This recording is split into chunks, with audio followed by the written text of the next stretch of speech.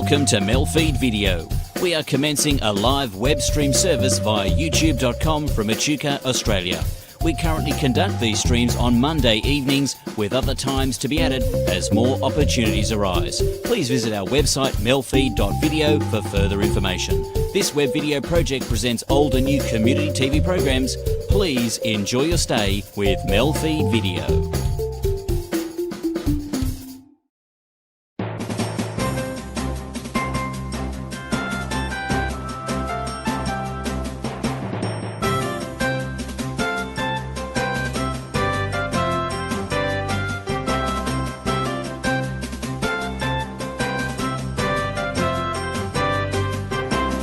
Hello and welcome to NAT Chat. I'm Mirella Rich.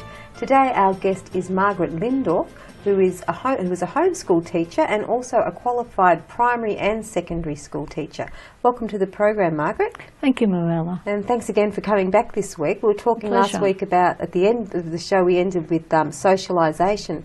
And some people say, you know, children who are home, maybe they're not as social as children who go to school. And, you know, we sort of recapped a bit and talked about, you know, you're better off being alone, as George Washington said, than to be in bad company.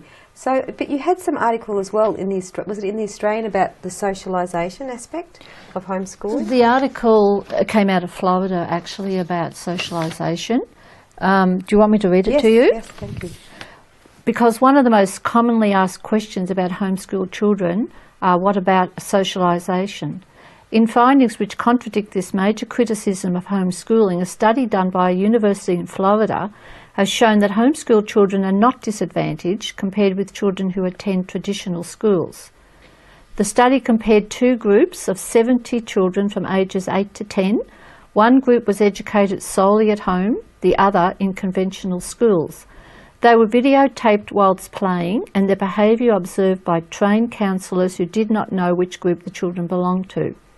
The study found no big difference in self-concept or assertiveness, but the homeschooled children showed fewer behavioural problems. The traditionally schooled group were more aggressive, loud and talkative, while the homeschooled children tended to speak quietly, play well in groups and take the initiative, inviting others to join in activities. Suggestions given were that children taught at home depend more on their adult contact and less on contact with peers for their social development. They behave better because they imitate their parents, while traditionally schooled children model themselves on others in the classroom.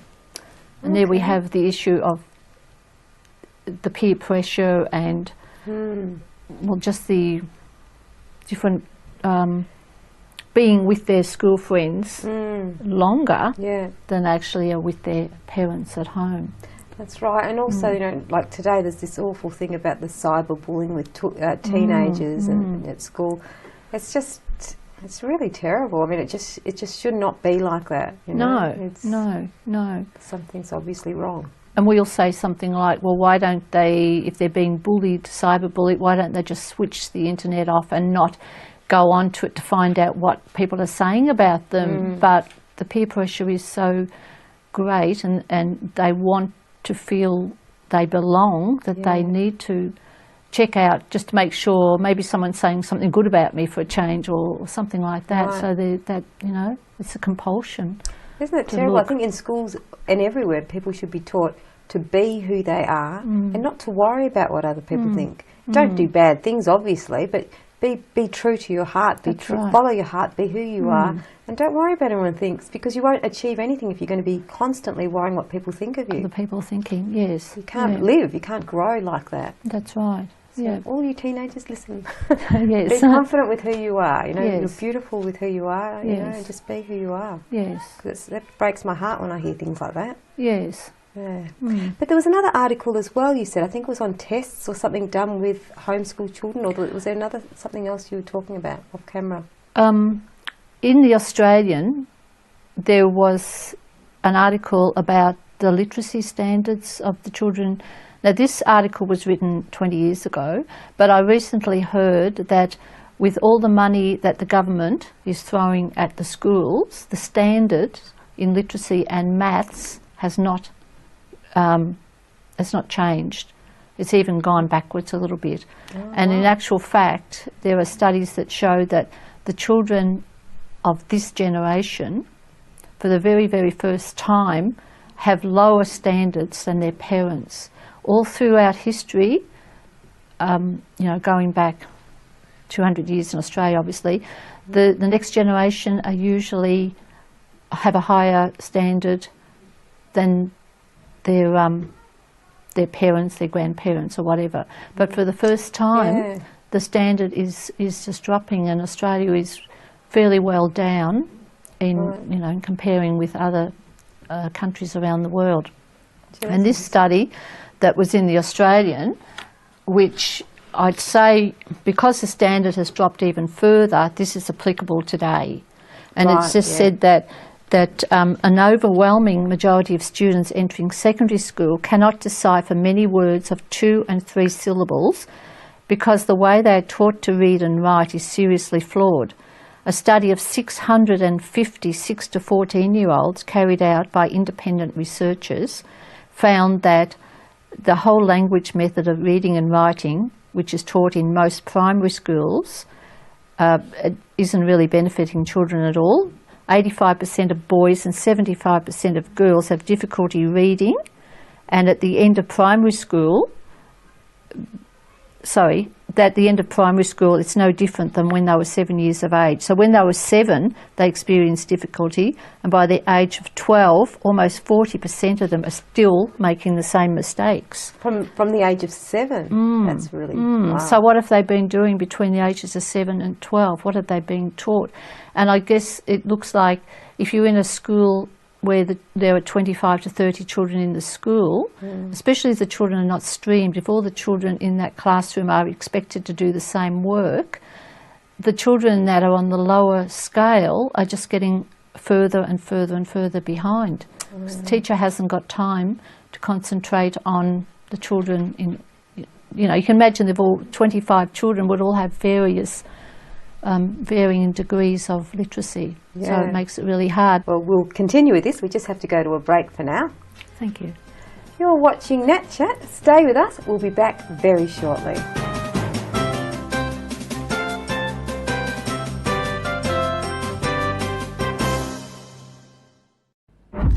The tax office can take money directly out of people's accounts, but you're not allowed to know.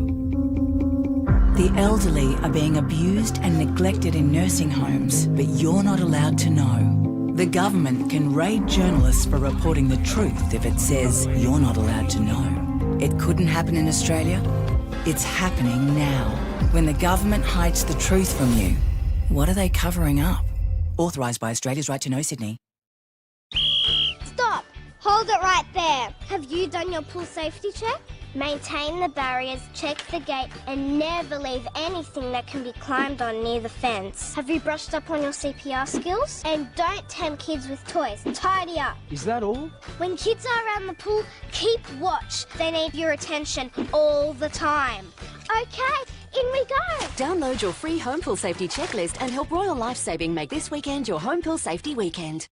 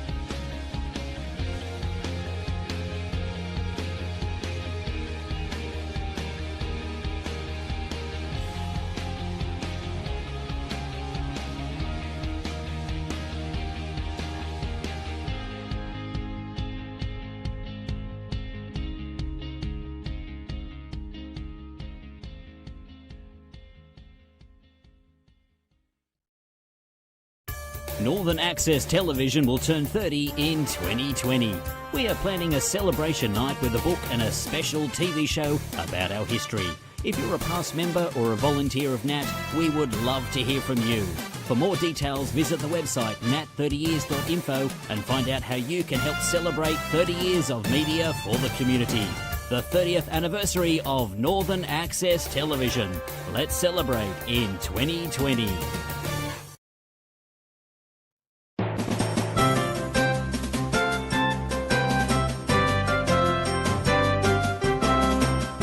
Hello and welcome back to NAT Chat. I'm Mirella Rich.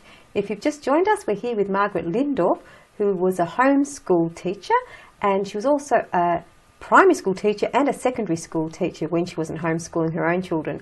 Welcome back to the program, Margaret. Thanks, Mirella. Now, before the break, we talked about another study that was done in the Australian. You've got another study here on some literacy studies that have been done on homeschooled children versus children who have gone to school. Well, this study is actually a study where they interviewed. It correlates with the study that we were talking about before, where the children, many children or 40% of children who leave primary school still have the same issues with their 2 and 3 syllables sounding out as they had when they were 7. And this sort of correlates with it too. This was another study done in Australia by interviewers. And the people in this study were aged between 15 and 74. And the result of the study showed that only 17% of Australians overall are capable of managing the literacy demands of everyday life.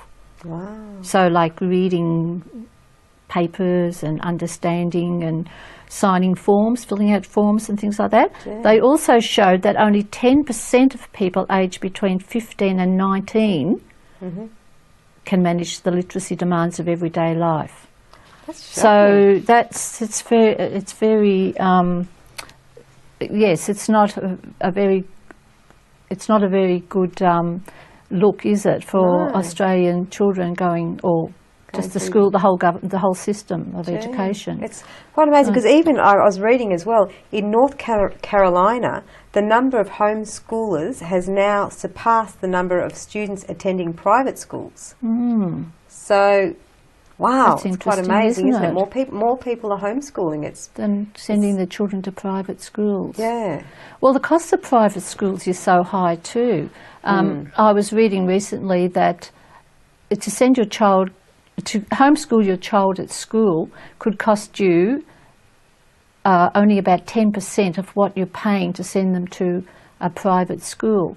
So if the parent is happy to stay at home, either mum or dad, I know a family where both of them nurse at at a hospital and they share that nursing, so one of them will be home with the children while the other one is working and vice versa. So if you can do that, if you can organise that, not only are you giving your children a good one-on-one education, but you're saving so much more money. And then you've got more money to spend on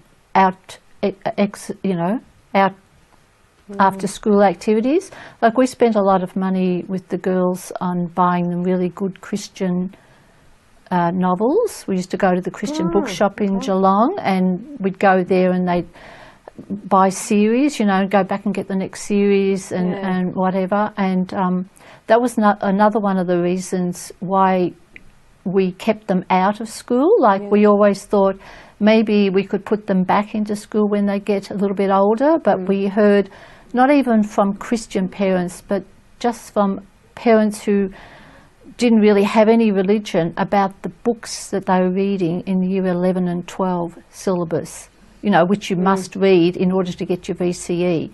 And most of the books were not very wholesome at all. So most of the books coming into our house were either Christian or Catholic books. Yeah, it's so important. Why would you want to fill their mind with all this rubbish? I mean, it's just so pointless and empty, and Jeez. Yeah, well, that's really beautiful to hear that. Well, see, there's another way. It's always good to show people another way. And what would you say to some mums maybe who are homeschooling now and they're very passionate about it, but maybe they're a little bit struggling a little bit or they're having a difficult time? Is there any advice you can give them since you've now done it and now your children are doing it to their children? Yeah, well, there's no criteria for... You can homeschool your children regardless of your own education. I mean, studies over in America, where there are studies about homeschooling children who sit for the SAT test, there actually is not much difference in their average scores if the parents are both university trained or if neither parent has gone to university. The percentile is about 89 to 90th percentile if both parents are academics, whereas it's still about 84 percentile if the parents have had no college or university education. So there's not a lot of difference. So the children are still achieving at a much higher rate than, say, 50 percentile for those who go to public schools is the average over in America. So they're actually achieving more homeschool even if the parents don't have degrees. So the same can go for that in Australia. If a parent feels inadequate, I'm sure every parent can would know the work, be able to keep up with the children's work once, primary school. So it's really a continuation, as I said before, of just teaching them their numbers and sounds and all that sort of thing, and then just going on and getting some good curriculum. But if a parent isn't up to teaching, higher maths, hire a tutor. It's still one-on-one, and the child will feel more confident because they know that the tutor knows a little bit more than mum or dad might know. Yes. And on this topic, would there be parents that would not be appropriate for homeschooling, would you say? Can everyone homeschool their children, or should some not homeschool their children? Well, I would say, as a former prep teacher, and I think nowadays, talking to other prep teachers, there are some children who come into prep who do not know the basics, like they can't even count up to 5 on one finger. They don't know one colour from another. Some are not even toilet trained. Those parents really don't qualify for homeschooling. I mean, if they're continuing on that line where they haven't taught the children just incidental, basic, like you just incidentally teach them those sort of things, how to count to 5, don't you? And so I really don't see how they would cope. But any mother or father who is already a home mum and doesn't actually want to get back into the workforce and has successfully taught their children everything they need to know up until the age of 5 won't have any trouble homeschooling. Just continuation. Yeah, just a continuation. Oh, that's beautiful. And also you're going to talk about the university, the people that have homeschooled and gone on to university versus the people who've gone through traditional schools and gone on to university. What are some of the information you've got on that? I haven't got the figures, like how many people they actually looked at. And this is coming out, as I said, there's not a lot of figures in Australia, but this is coming out of America, and the retention rate is a lot higher. 67% will stay at uni, will not drop out, whereas it's about 55% will drop out during their university course if they've been taught in traditional school. And why do you think that is, from your own experience?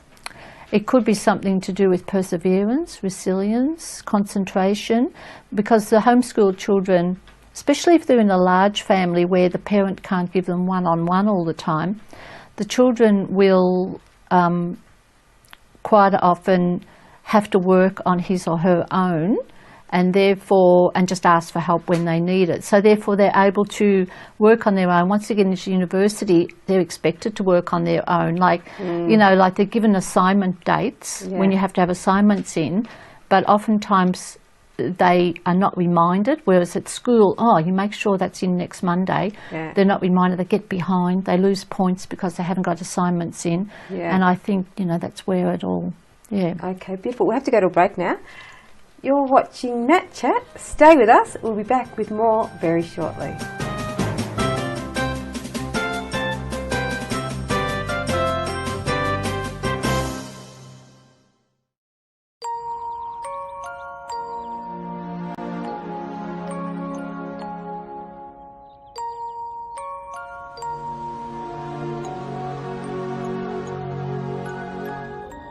There's a difference between forgetting something once and forgetting it many times.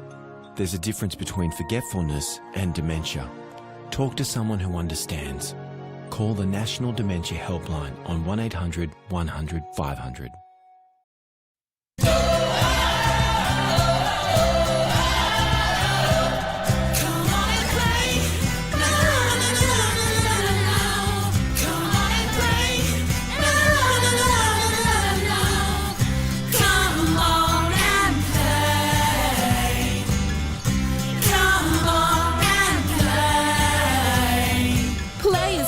To every child's development, an important message from the Australian Toy Association. Behind every great athlete, there is a great support network. Australian Athletes with a Disability and Wheelchair Sports Australia help athletes realise their full potential. Gonna go from 3, yes!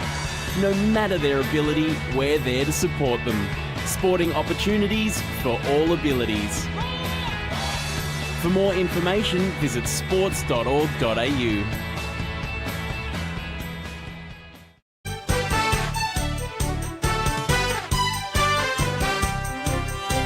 Tick, tick, tick, tick, fashion. Tick, tick, tick, tick, fun. Tick, tick, tick, tick, tick, tick, food. Tick, tick, tick, tick, festivals. All make up 15 fabulous minutes. In a half-hour special. Presented to you by Jacqueline and Steve. Every week. Time's up.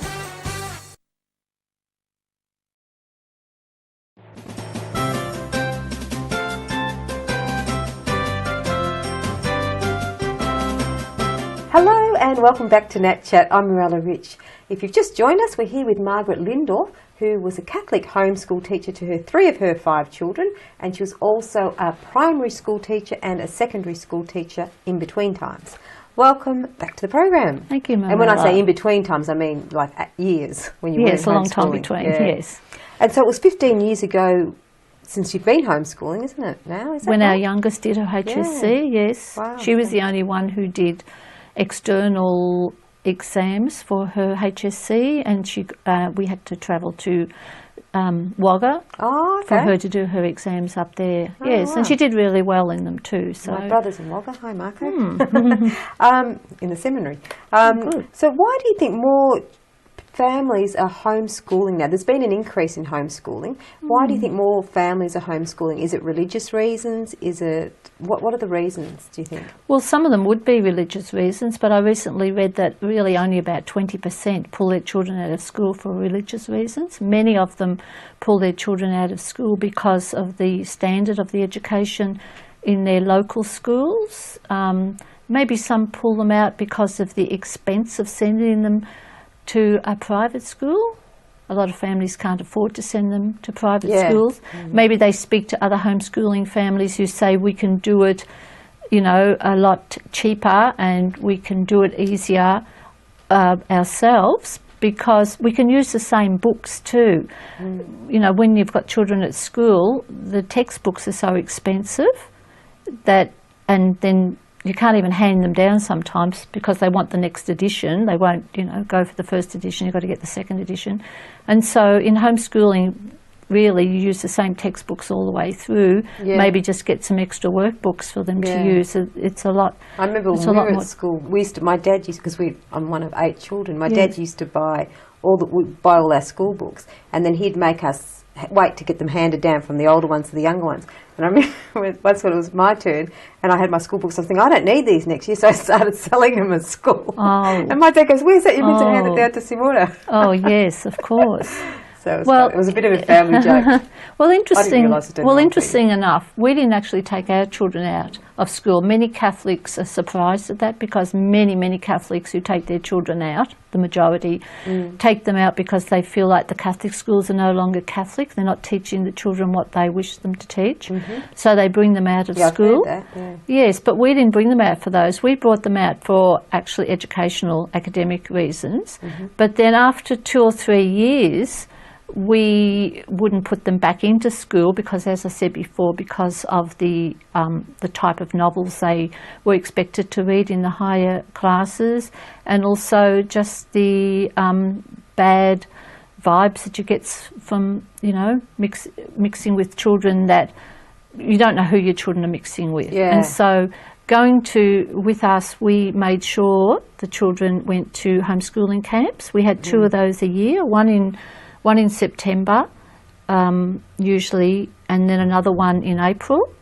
In Victoria. A couple of times we went to New South Wales to the Tumbarumba ones, and the girls loved those, and they met so many other children of their same age who had the same values, you know, like-minded, and it didn't just stop at just the homeschooling camps.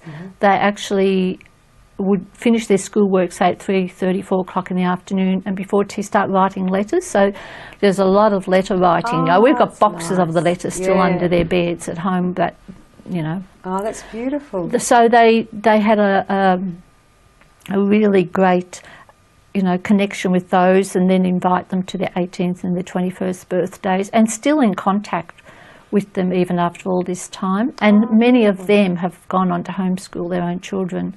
As well. Beautiful. Yes. So and also, you said you had conferences. Did you have a lot of support, and what sort of conferences did you have? The conferences, they're called conferences, the homeschooling days would be like every March, I think it was, at the beginning of the year, there would be a whole weekend where you could go listen to people speaking from the light educational ministries I was speaking about before, from the Catholic education side, like the lady Pat Mills who supplies the Seaton books. She would have all her books there, talk to people, answer questions, and also Kingsley, who were in Melbourne. They were a huge Christian organisation, come and speak, bring all their wares and everything. So the whole room would be full of curriculum you could buy, but also plenty of people to speak to. And yourself, did you have, like, while you were homeschooling your children, did you feel you had enough support around you with other homeschool mums? Like, did you talk to them or socialise or meet regularly? We did. Once a fortnight we would go meet up with another family for art, craft. And you do it together? We did it together. I would teach some of them the piano, a couple of them, while their mum took my kids for art, because I'm not arty at all, or making things, crafty stuff, and then they'd spend another hour or so outside playing. It'd be hard to find when it was time to go home. And then I also got involved for a little while with the Christian homeschooling people in Geelong. We would go to, say, excursions down to Queenscliff, especially arranged excursions where they could see, go to see animals and just to study, like science excursions, yes. Oh, that's good, isn't it? So, yes. It's all about learning and learning through nature, learning through what's going on around you as well. Yes. And you also wrote a newsletter. Can you tell us a little bit about your homeschool newsletter that you were writing when you were homeschooling? Yes, many, many years ago. We were at a camp and someone came up with the idea that we should put out a newsletter once a quarter for families offered. So we probably did it for about 10 years or so.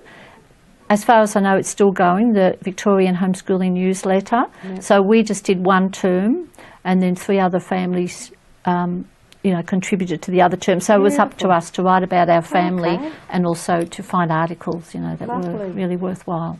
Thank you so much for coming on the program. It's come to an end now. Oh, thank you, Morella. Thanks for inviting me. Yeah, it's been lovely having you here, enlighten everyone about homeschooling. Hope so. And from a teacher too, so it's really good to hear. Yeah.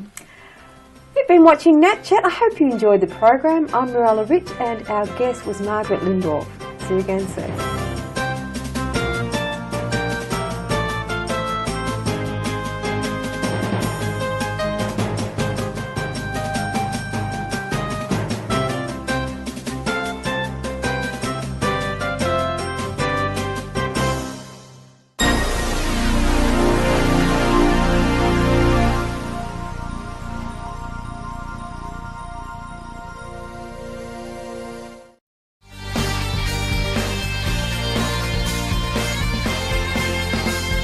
Multi-faith and interfaith is all part of harmony in diversity. Every Monday night at 9. Live streamed from Echuca each week, this is MELfeed.video, a different sort of TV.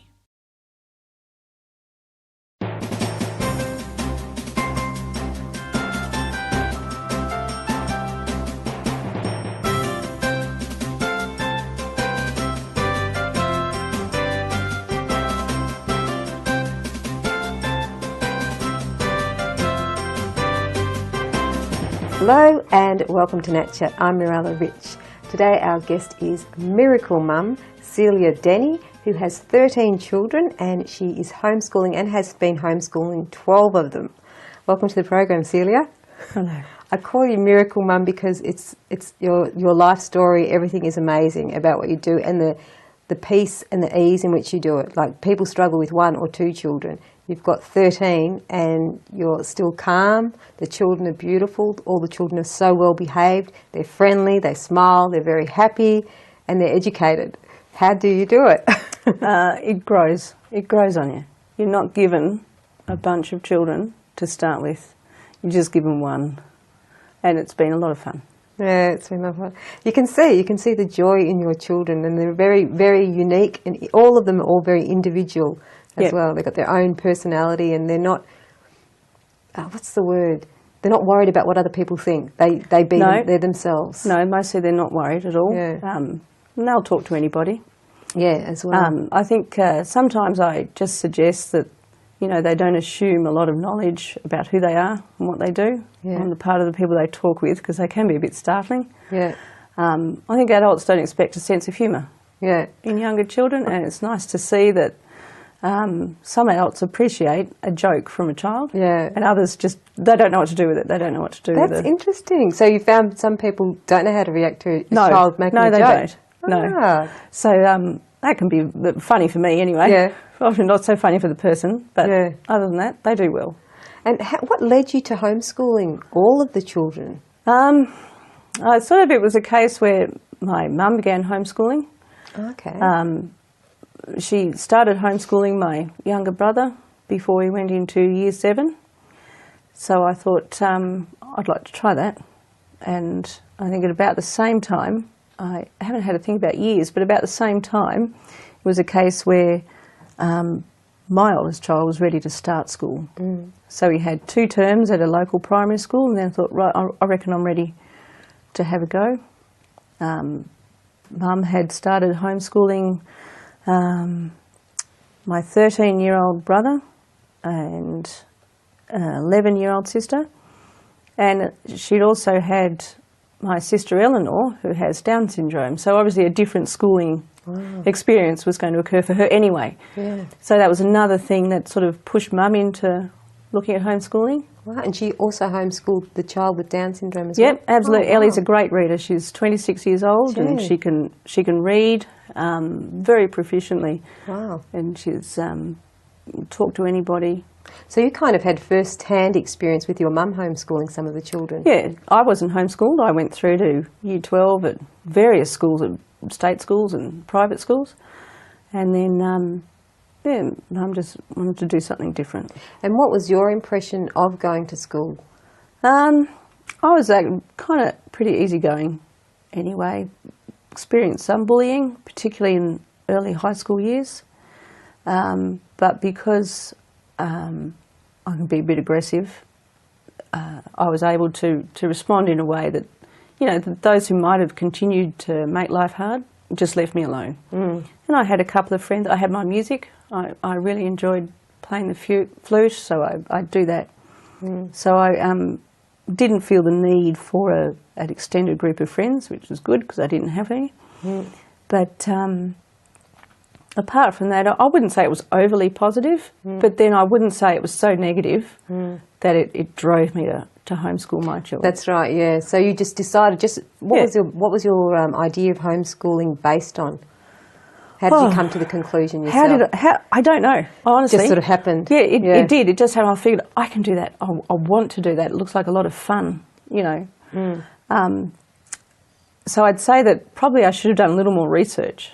I did tend to, I galloped into it a little. Yeah, threw yourself into the deep end. Yeah, that's right. So my oldest boy, Martin, was very much a guinea pig. He had all sorts of things tried out on him. Yeah. Probably some a little too early. Like I wanted to introduce him to science because I thought it was fun, and he just wasn't. He just not scientific. But we sort of ended up very history, English oriented, all of those sort of literature, which he did enjoy. So. And so, do you have like a school curriculum or a school sort of like times, hours? How do you sort of run your day? School hours we do have. Yep. I try to start between 9 and 9:30. Yep. And we break for morning tea. Well, 11's is, at about 11. Yeah. When I first started, I didn't have a curriculum, but I can read, and I can write, and I can maths. Exactly. So yeah. That wasn't going to be a problem, not for a 7-year-old. Yeah. So the thing I try to do is get them reading. Yeah. Just get them reading first. Yeah. And that's what we started as. And then I began to do some research after I'd already started. Yeah. And we chose what's called a classical curriculum, where the focus is on something like grammar. You start with not just English grammar, but the reasoning is every subject you want to study has got a series of facts you need to learn and master before you can do anything else. So that's when they talk about the grammar, they talk about the underlying structure of absolutely anything. And that's what we started as. So there's 3 components to that. There's the grammar component, which is mostly what we would call primary. Then you have a logical component, which is very exciting for a mum who's sort of homeschooled through all those primary years. You start to see your child question and look out and ask why.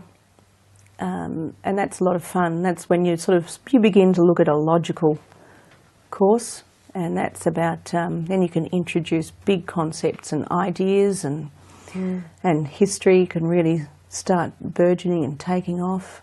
And then, of course, in the later years, when they're about 17, 18, maybe even 19, it moves into what we call rhetoric, where they begin to analyse and to examine from a sort of philosophical background the things that they've learned.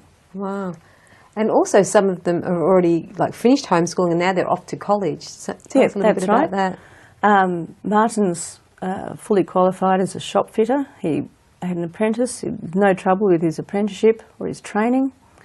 Tom is 20. He's at Campion. He's studying a liberal arts degree.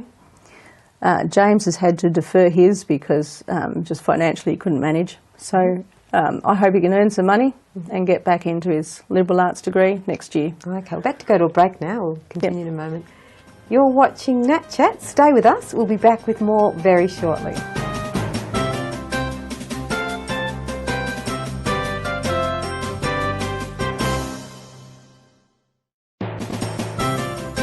Every time we buy certified organic, we're making a choice to help our environment and build a healthier community. But it can be hard to know that what we're buying is truly organic. The Australian Certified Organic logo is only given to products after a very rigorous process. So when you see this logo, it means you can trust that there are no genetically modified foods, no animal cruelty, and no harsh synthetic pesticides used. A healthier community is always better for our future. So the next time you shop, look for this logo. Hi, I'm Lane Beachley. Australians have recycled enough printer cartridges to cover Bondi Beach 12 times. That's kept 11,000 tonnes of valuable resources out of landfill. Drop your used original cartridges into the special boxes at participating retail outlets, and they'll be turned into new products from pens to road surfaces. Help us keep up the good work. Find out more at cartridges.planetark.org.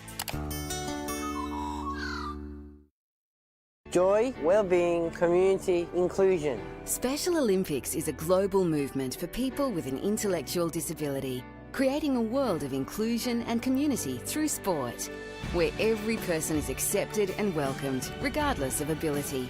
One athlete, one volunteer, one family member at a time, helping to make the world a better place. Join the inclusion revolution by supporting Special Olympics. And choose to include. My name is Shaver Hands, and I come to you, the people of Australia, with a message of hope. This is important. Come closer. Closer. Closer. Oh, not that close! We can conquer every blood cancer. All you need to do is sign up now. Help shave the world from blood cancer! Sign up now.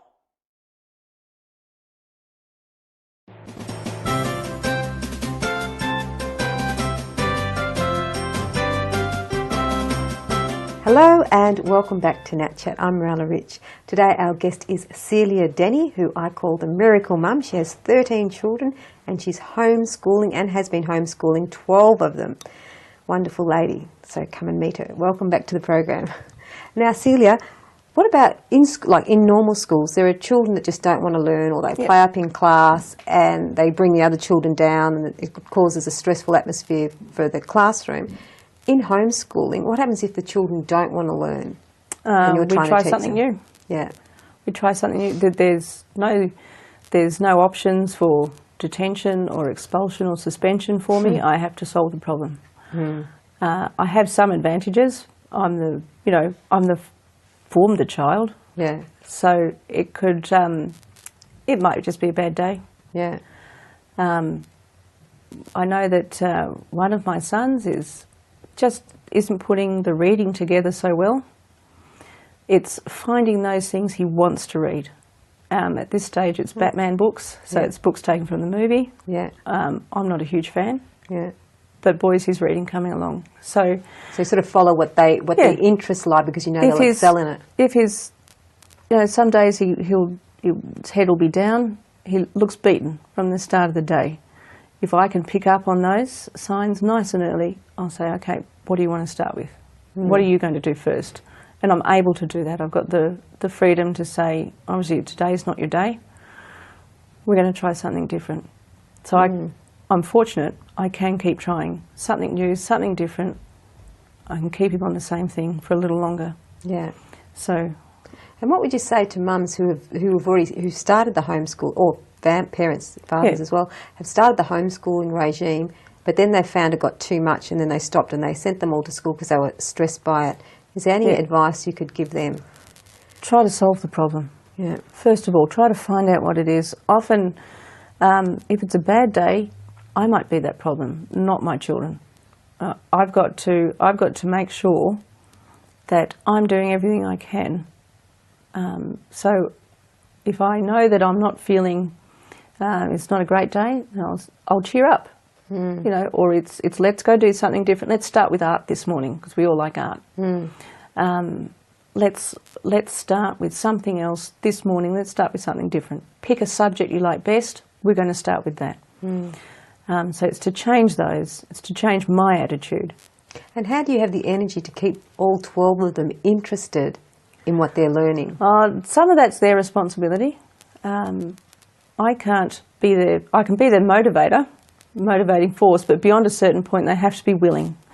And that starts, as any mum knows, any dad knows, it starts with young children. Make them willing to obey, to have a go. And to me, sometimes even if they don't want to be doing it, but they're obeying me, that's good. And the mood lifts, it really does. It lifts after a little time. And how do you deal with disobedience, as in any family, not even just homeschool families, like with children being disobedient? How do you get on top of that? It's a long-term thing, but it's about being consistent. It's about, don't assume that they know the rules to start with. This is what we expect. When I start they might be 6 or 7 and we'll start formal education. Prior to that, they've learnt the alphabet, they've learnt their numbers, they've sat in the schoolroom and done pictures. I say, this is what you're expected to do. You've got a ruler and a red pen. You've got to rule up your page. You've got to put the date on it. You've got to put JMJ for Jesus, Mary and Joseph, and AMDG on the top. You put the date. This is how we write the date. So it's reinforcement, and then it's consistency. What's AMGD? What was it? Ad Majorem Dei Gloriam, or for the greater glory of God. So it's just a Latin phrase that we pop at the top. I think the Jesuits are big on that one. Okay. So that's what we do. So it's set the expectations and then keep them to it. We have had recourse, as we were talking earlier, older kids, particularly boys, about 15, 16, 17, they can be a lot of fun in a schoolroom situation. They're so much fun, full of life, always got a joke, always got a funny line. But if you push them a little beyond that, what it means is they're not doing the work. Yeah. You push them a little beyond that, oh, I don't want to do it, I can't stand it, I don't want to do this again. That's right, 5 push-ups, you know. It's got to be 5 sit-ups or it's 5 like the push-ups. army. Yeah, like the army. So I tried this with Jim, but he's so skinny he could sort of manage 1 push-up. And 1 push-up will do. Just, you know. It breaks that monotony. I've still got some control. You know, they've got rid of some of that energy. Push-ups are hard. Yeah. They've got rid of some of that energy. And that's interesting, and that helps. Yeah, Get them helps. back on track again. It helps. Oh, yeah. that's good. I mean, yeah. Or being enthusiastic. Yeah. Sometimes enthusiasm doesn't help from me. Yeah. Oh, you know, it's quadratic trinomials. What's not to love? Yeah. You know, nothing. Nothing lovable about quadratic trinomials. I like them. I like the way they work out, but I've never been able to get any of the boys or Emily enthusiastic about that. Yeah. And so what do you do when you can't get them enthusiastic about something that a subject they that's just really have to boring? do it. You just have to see it through. Some of the things you just have to do it. Yeah. You have to obey Yeah. because if you can obey, you'll be okay. Yeah. That's a good line too. It's Yeah. a poem. Well, it's a wasn't rhyme. intentional. Yeah. So if they don't obey, then it's like 50 push-ups or what? 20. Not that many. 1 push-up. Be there all day. I'm thinking of the army. They go drop and give me 20. Drop and give me 50. It's a task to do. Yeah. Okay. Move away from your desk. I'd like you to clean the kitchen. Can you peg the washing up? Do something different. So when you do something different, Yeah. so just change what's going on. We'll come back to this later. I'll help you. Because how would you have the energy to go, like, if they're having like a tantrum or whatever, they don't want to do something, even just like normal families, not even homeschooling, they don't want to do something that you've asked them to do for whatever reason, or they want to do something their own way and it's not the way you plan the day. How do you deal with situations like that? That can be frustrating. If it's particularly first thing in the morning, it could be a bad attitude. There's a couple of us, me included, we're not morning people, but we work best in the morning. So it's a case of, right, child X, I want 3 Hail Marys from you, you know, or offer this up in prayer. You have to do it. You just have to accept that you have to do it. And they will eventually do it. If a couple of times it's been a poor standard, so I've said, you're going to have to do it again. I can be a bit of a marshmallow in terms of that. If I was tougher, it'd be easier, I think, on me. You know, I don't like this, but it's been a case where, right, no morning tea break, no lunch break, until this is done to a standard. So really like a school teacher, so you've learnt to be a school teacher. We have to go to a break now. Yep. You're watching NAT Chat. Stay with us. We'll be back with more very shortly.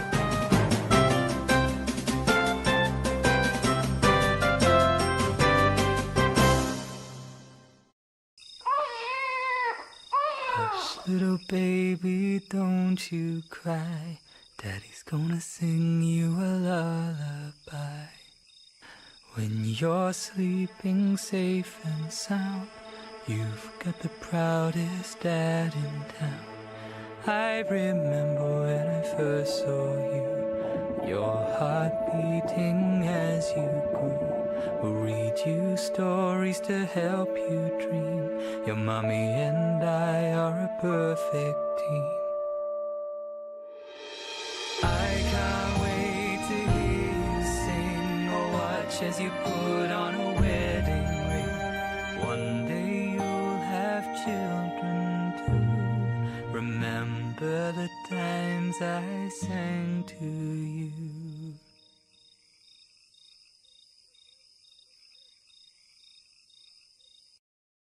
It's barbie season, so it's time for a barbecue safety check. Clean away any grease buildup. Swap systems assure that the bottle inspection is in date. The bottle should be upright and not hanging by the hose. And make sure your regulator and hose is undamaged, unblocked and unkinked.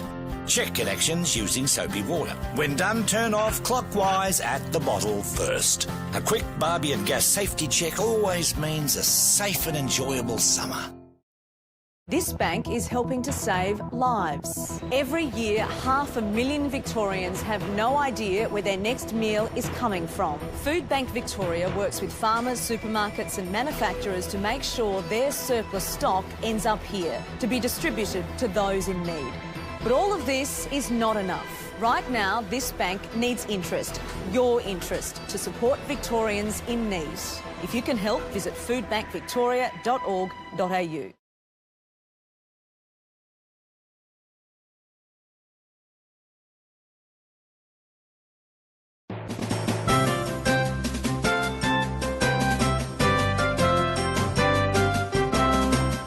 Hello and welcome back to NAT Chat. I'm Mirella Rich.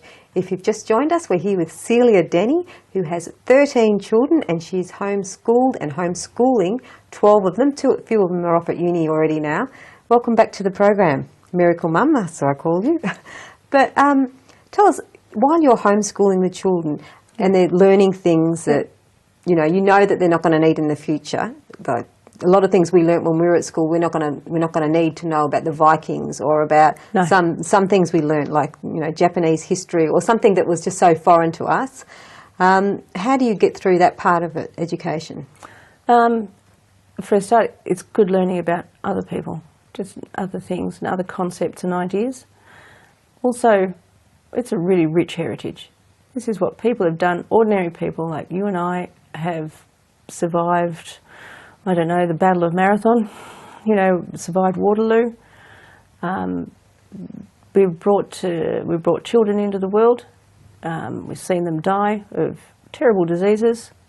Just ordinary people doing these things, and all of those, whether it's Japanese history or, a difficult mathematical concept, it's been the result of effort, real effort, just in terms of civilization. I think it's what we're neglecting and maybe not being thankful for here in Australia as a result of Western civilization. It's actually let us be free to even walk the streets in safety. We've got no idea.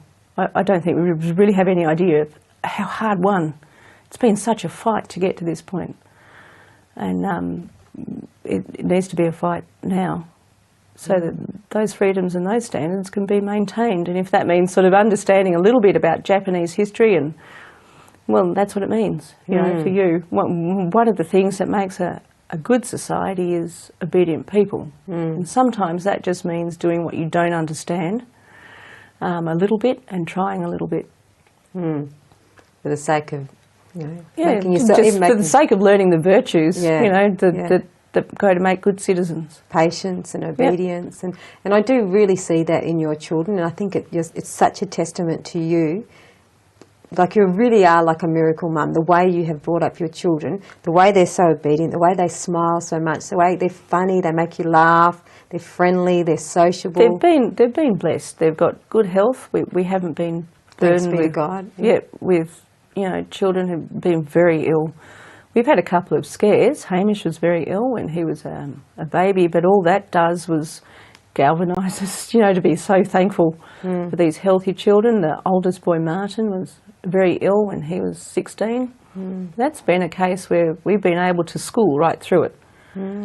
He spent a week in hospital while they tried to figure out why he was so jaundiced. I actually packed his maths books up and his English books up, and I don't think they came out of the bag I packed them in, not while he was there. But, I've been able to, all through it, all through these things, one of the things we've done is just kept schooling. Even if we haven't done a full day's work or haven't achieved the things that I can write down the goals, but anything else can happen. And so we've been able to just continue to work through that. And you, as a mother, what keeps you going? Because not only have you got so many children, but you're homeschooling all of them. I mean, it's a huge undertaking. What keeps you going and focused and so positive? I like to see it. I enjoy spending time with them. The first years are so much fun. We've got Benedict, who'll be 5 soon, and he's just so ready to learn to read. And it's a lot of fun because I can revisit the books I enjoyed when I was his age and a little bit older, and he'll take off. He'll take off so quickly, and then it's fun at about 13 through to 14 and 15, because they're starting to question, and we can really introduce some logic and a little bit of philosophy in our work, and they love the history. So all of these things, it's and this is just how we live. It's like people who are really fit. They go through. They make every effort to fit into their life, their fitness regime, or their whatever. For us, this is how we live. And sort of the formal schooling we might do, they only take us 4 hours, but the learning continues. Yeah, so they're just learning all the time, and they're interested. They'll read anything. Yeah. That's good. So they're very passionate about reading and learning. Yeah. It's beautiful. So they don't have any worries about, where am I going to find the information? They know where to go to look for the information. Yeah. They want to be looking out. They want to be finding something new. So... and also they have other activities as well, besides just homeschooling with you. Can you tell us a little bit about that? We've got Bernadette doing cello with a lovely lady up at our local primary school. We've got William and Elizabeth do piano. Bucket load do Irish dancing. We've got 4 or 5 Irish dancers. We actually had 6 Irish dancers at one point. Yeah. We've got cricket, of course. Personally, I'm a bit cricket tragic, so I'm no good at it. But it's good to see it's good to see the boys. Yeah. They play their cricket. They're doing well, and they're also passionate about it too, aren't they? I think so. Yeah. A bit armchair, really. I don't, but they're okay. Yeah. Well, so that's good. So they're actually mixing with other people that are not homeschooled necessarily. No, no, not at all. And like for the cricket for the boys is great, because they're in the seniors, so they're playing with men who are in their 60s, but they still want to get out there and play cricket. Oh. And as young as 12 and 13, there's a young chap in the under 14s. Oh, so they're all age group in the cricket. Oh wow. The 13 to 60-year-olds. Yeah, they're amazing. That's amazing. They just get out there every summer. Oh, and they're playing cricket all over the place. And the girls love the Irish dancing. I've seen them doing the Irish dancing. They're very good at it. Yeah. And the oldest one's very passionate about it too, like in I terms think of a career. it's what she wants to do. Yeah. It'll take her a little time more before she's ready to do that, but she has to keep taking the exams. And how do they mix with the school children when they meet them at these functions? Seemingly they're fine. Yeah. They feel a little bit put out, when they've been, say they've felt they've been welcoming and friendly, and they've been shut out.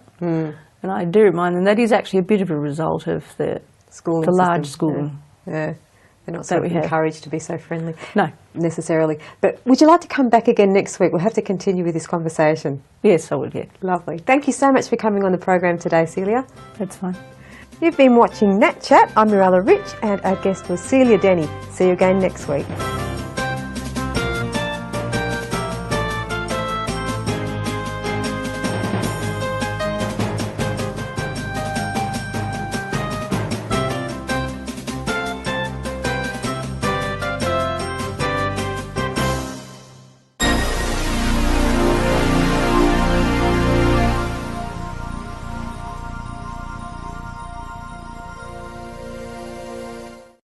Every time you shop, the choices you make affect our community. It is important to select Australian products made by Aussie-owned companies. Our food security means quality and peace of mind.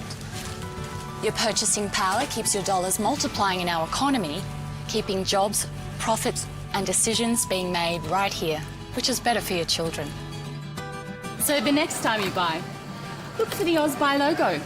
It makes all the difference.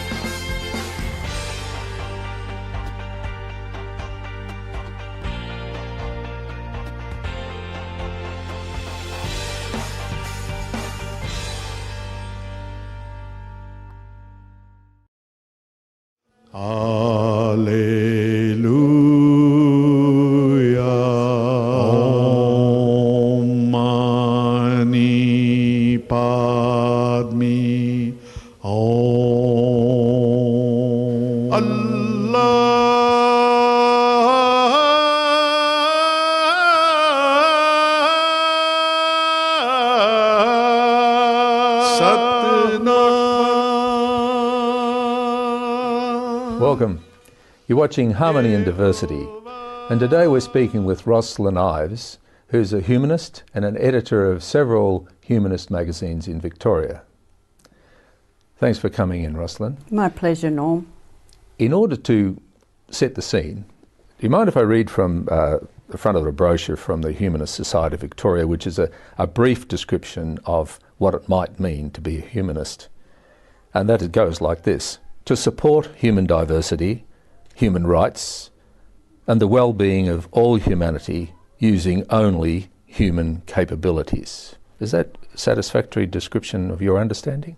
It is, yes. I guess we could have added and accumulated human knowledge, but you can only put so much when you're trying to give a summary. Yeah, that's right. So the accumulated human knowledge would be in the human capabilities. That's where that would be? Yeah, I think we would think of capabilities as what skills and capabilities people have as an animal. I mean, dare I say it like that? Yes. No, well, that's. I mean, using language, using intelligence, having culture, having patterns of social behaviour, things like that. Yeah, okay. Would be capabilities. Okay. Well, we'll later on we'll go more into humanism. Fine. But can we just trace your history as to the pathway that you followed to become a humanist? In our earlier conversation, you were born into a Church of England family, which was not really very churchy. How was it? Well, at the time I grew up, and we're talking about the 40s and 50s, it was pretty usual for really everybody in the neighbourhood to belong to some religion, even if it was a nominal thing. And so we were Church of England, and off I was packed to Sunday school, and with the family, and more with my mother, we would go to the services, usually the important ones through the year. So that was my introduction to being Church of England. Did you have any sort of childlike connections with religion per se? Was there something which grabbed you? Not really, no. No, I never felt overly connected. It just was part of what you acquire as you grow up. And the little church that we went to, St George's, also doubled as a school, not a school hall, but a community hall. And it had a great big painting or fresco or something up at the front, but it was like a biblical scene. And you know, when you're growing up on a riverside suburb in Perth, you don't identify with it yourself. You kind of know it's somewhere from the past. So there was no real connection. Did you go to, I forget what they used to call it in the church, but the young kids used to go to a sort of almost like a kindergarten? No. Sunday school, yes. And that's where you got stamps which repeated these, you know, the biblical type of representations of what I now realise would be Middle Eastern sort of looking people. I never took it very seriously. No. So there was no great connection. So as you evolved, did you go to a church school or a state school? No, I was at a state school. And when we were in our final year in the state school, they collected up all the Church of England students and offered us confirmation classes. Right. Which, being a serious little sod, I sort of took very seriously because this was clearly an important step, I thought. Not a lot of it made a lot of sense. And I said to myself, well, after you're confirmed, then it will make sense. And sadly, it didn't. Yes.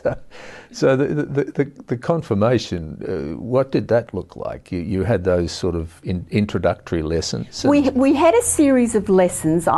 Look, it's such a long time ago. I imagine they were once a week. And I felt it probably went over a whole term or something, you know, was quite a series. And then we all got to go into St George Cathedral in the centre of Perth for the confirmation. And they must have brought a whole lot of us in for that confirmation ceremony, which is still, you know, I don't remember that either very much. Okay, you, obviously this was an important thing to the Church of England, but it hadn't engaged you particularly. No, not really, no, it hadn't. So what happened then? Well, what happened then is I then went off to high school, and well, of course, it was just a state high school, so there was no religious component except for a rather interesting cleric who used to front up from time to time and entertain us with stories, mostly about running rugby clubs and things. It was a bit strange. He coached the rugby, and I think he perhaps thought that would kind of hook people in or side. Yes. I don't know, I mean, but that was our little touch of religion. And somewhere along the line in my first 2 or 3 years at school, I acquired information about evolution.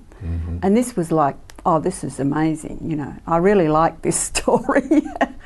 And that seemed to offer me an explanation of where we'd come from and who we were and what sort of beings we were. And I really just pretty well thought, well, not getting anywhere with the C of E. No. So I think I don't need to really, and my father was not religious, so that it wasn't that easy to kind of slide out of being involved. So you'd started to have a foot in two camps in a way. Was it at that point? Oh yes, I mean I did continue to go to what you'd call youth activities, because in those days the churches ran the most likely gathering of young people that you could find. I mean, it was a social activity, so I wasn't going to miss out on that. No, of course not. But something else we can't miss out on either is running out of time. So we'll go for a break. We'll be back in a moment.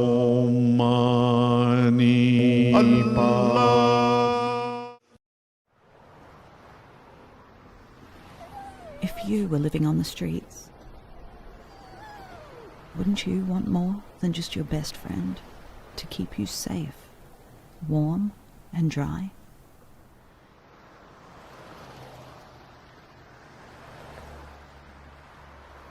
Donate to Backpack Bed for Homeless and give warm, waterproof protection and dignity tonight. Call 1300 OzHelp.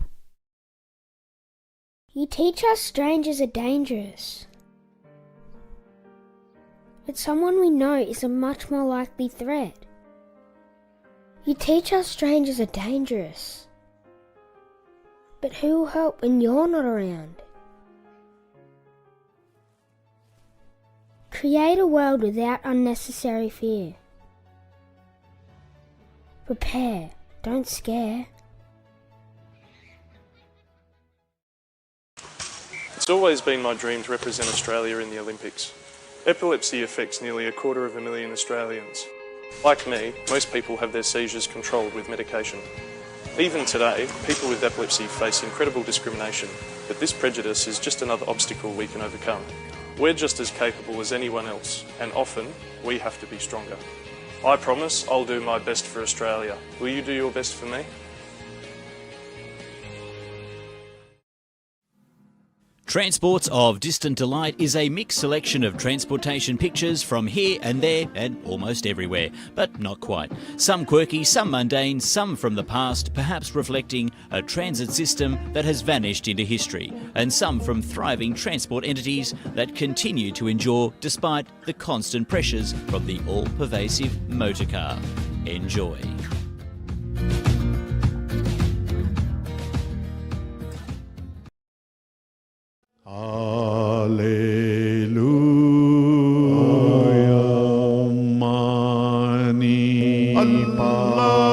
Welcome back.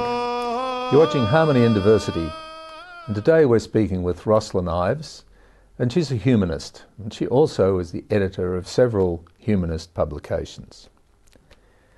Before the break, we were talking about you having a foot in each camp, where the C of E was still had influence in your life, and you discovered evolution, and that was starting to provide you with some answers. How did it roll on from there? Well, I finished my secondary schooling and went to university to do a science degree.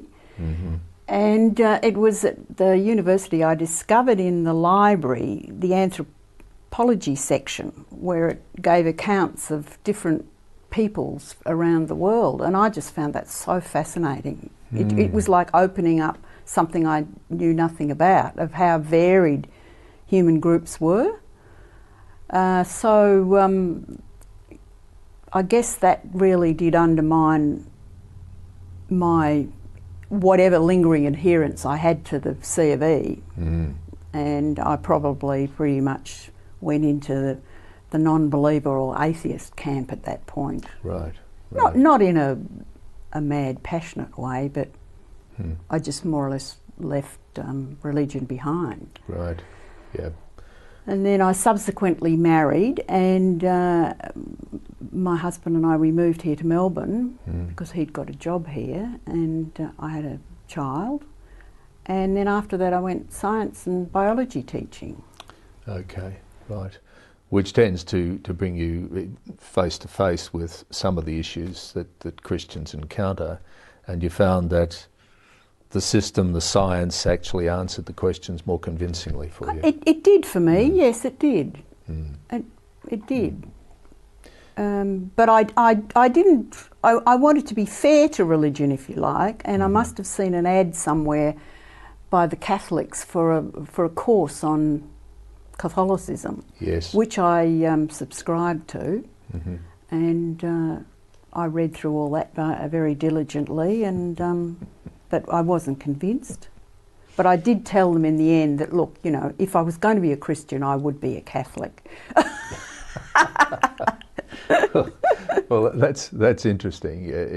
What made you make that observation that you did? Oh, well, you'd want to be the big one, wouldn't you? Yeah, I see. yes, and well organised too. Well organised and colourful and a long history, and you know, C of E were just a little spin-off, as I'd learnt by then. Yeah, you're starting to get into dangerous territory. Yeah, but I understand. I don't mean it unkindly, no, but well, okay, we're becoming a humanist, and obviously you became one fairly seriously. Yes, in a sense, I mean, I still wanted to live a good life, and a good life in a good, in an ethical, responsible way, and I'd pretty well worked out, well, you could kind of do it yourself. You didn't have to have a religious attachment for that. Right. Right. And so there I was, you know, wandering about in life, teaching and doing all sorts of other things. And a bit further down the track, I did separate from my husband, and later on met my really the love of my life, who's been my partner ever since. Yes. And he was a passionate rationalist. Oh, okay. So he'd been involved with the rationalists since his university days, and was a great advocate for them. And through my association with him, I started to go to rationalist activities. Yes.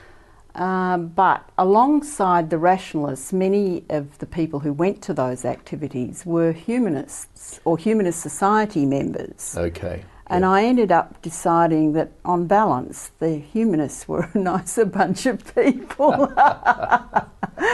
And so I joined the humanists, and that would have been in the late 1980s, and got increasingly involved with their activities. What was it about the humanists, apart from being nicer people, but obviously there was more than that, what was it about humanism which whetted your appetite and decided? Now that's a hard one to answer. I mean, I can answer it from now, but at the time it was more that I found the group more congenial. Okay, right. And they did submissions, they supported various charity type activities, and I thought that was a good thing. The rationalists weren't that way inclined. Right, right. So, you know, that seemed the right way to go. And then as I got more involved with the humanists, I then started to read a lot more about humanism. Right. And that just reinforced my, you know, my belief, or belief's the wrong word, but my conviction that it was the right position for me. I only mean it in a light sense. Yes. It's a tricky word, humanist or humanism. I Yes. mean, they've got a long history and I've gone back and looked at that. But I see the humanist position as having a connection right back to the ancient Greeks, where philosophers argued about what's the best way to live, and they did so from a human-centred point of view. Yes. It was like, we humans, we've got to do the best we can, sort of thing. And those early Greeks and their writings were picked up by the Romans, and they, you know, they then sort of had a reasonable kind of sense of how you might live, or some of them did, not all of them.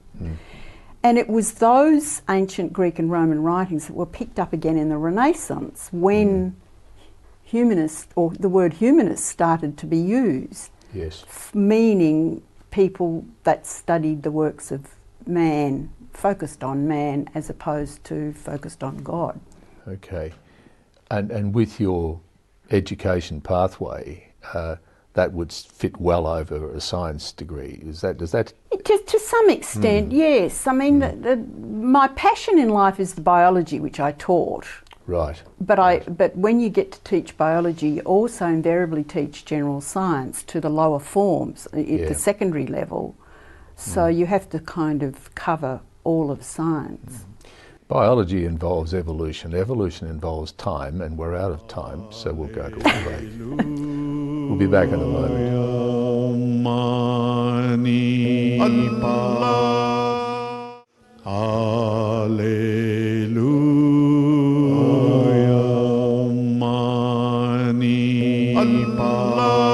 Welcome back.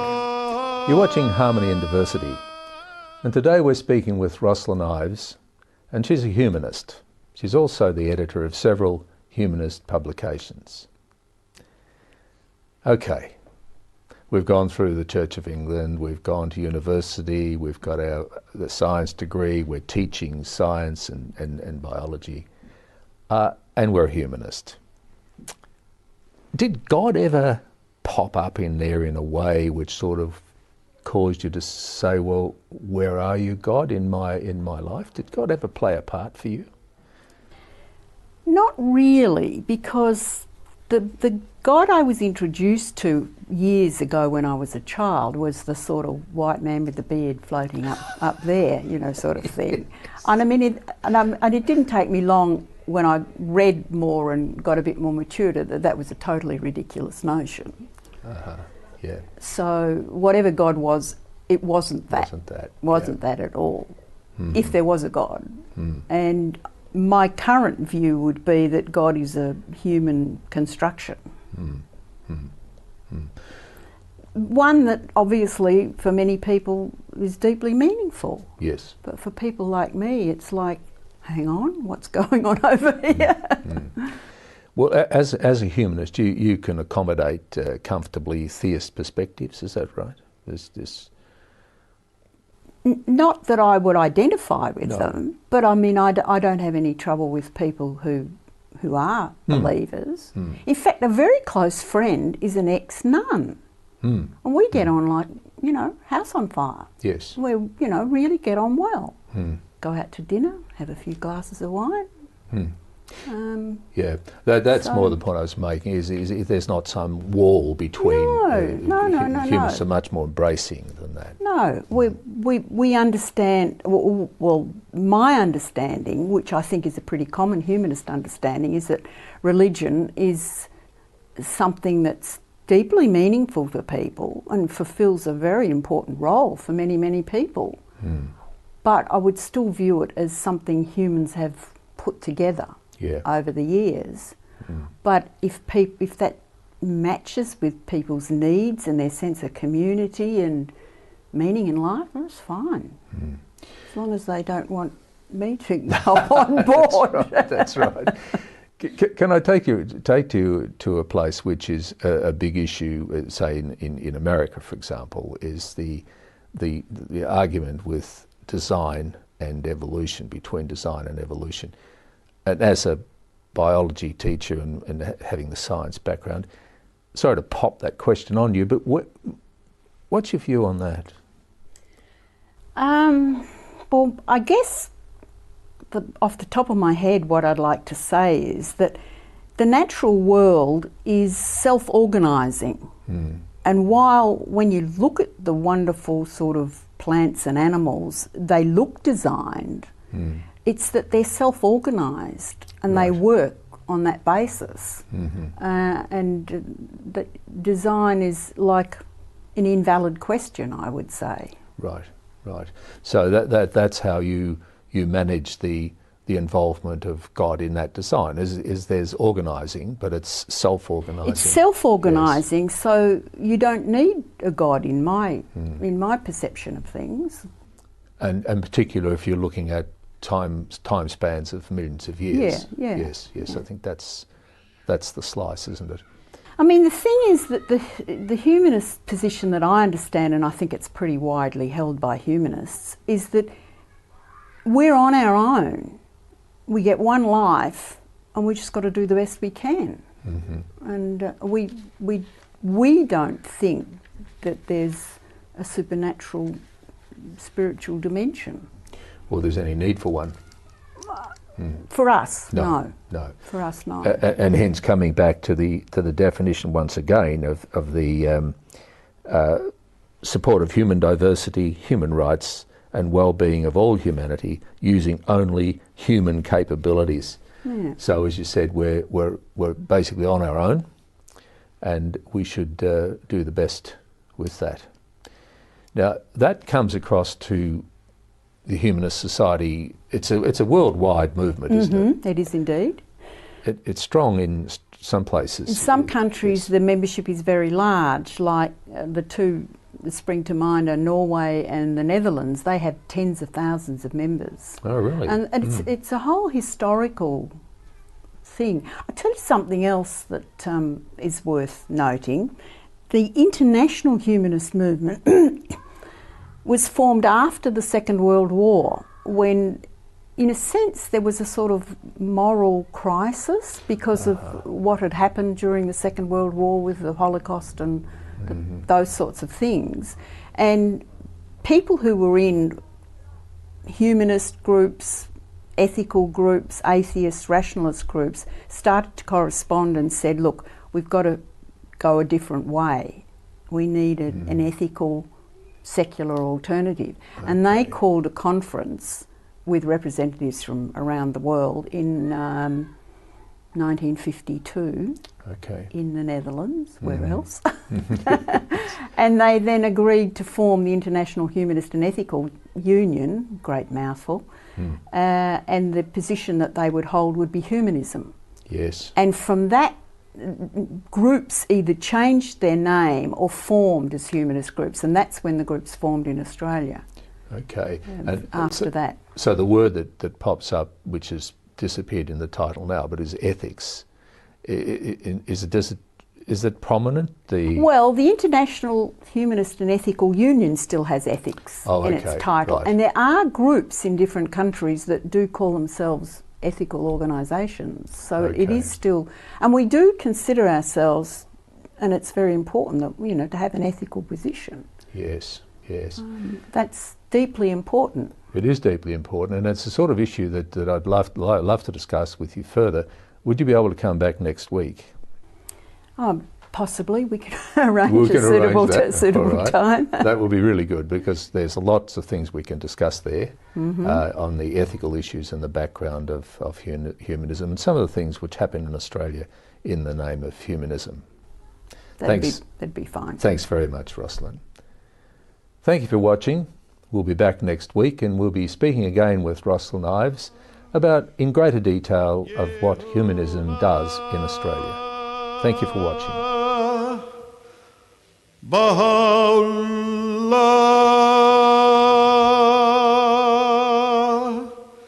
Shanti Om.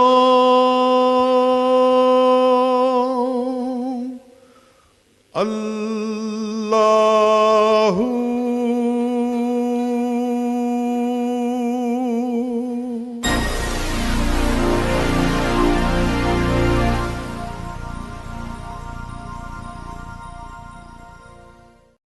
Okay, Sarah, I'm going to order some pathology tests to see how everything's going.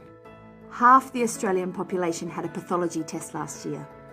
That's you or someone you love. 100 tests are performed every minute, delivering vital medical information. From the moment you are born, your healthcare depends on pathology tests. 70% of medical decisions rely on information from pathology tests. Pathology is the engine room of healthcare. One small sample can reveal millions of insights all about you. Pathologists are your doctor's doctor. 25,000 people work to provide doctors with the answers they need to treat you.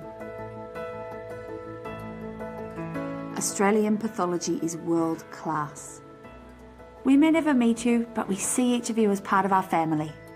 Every minute, 23 Australians find out more about their health. Good news, Sarah, the results show that everything's okay. Pathology provides peace of mind. I rely on Australian pathology. Sign up online to support Australian pathology.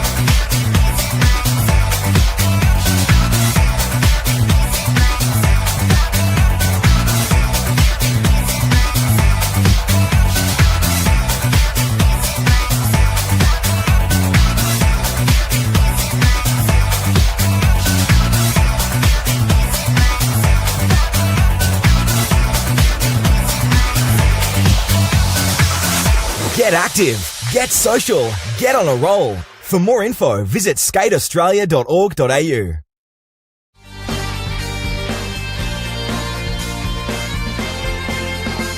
Taking you to all of Melbourne's big events, it's 15 fabulous minutes, Mondays at 10. Live streamed from Echuca each week, this is MELfeed.video, a different sort of TV.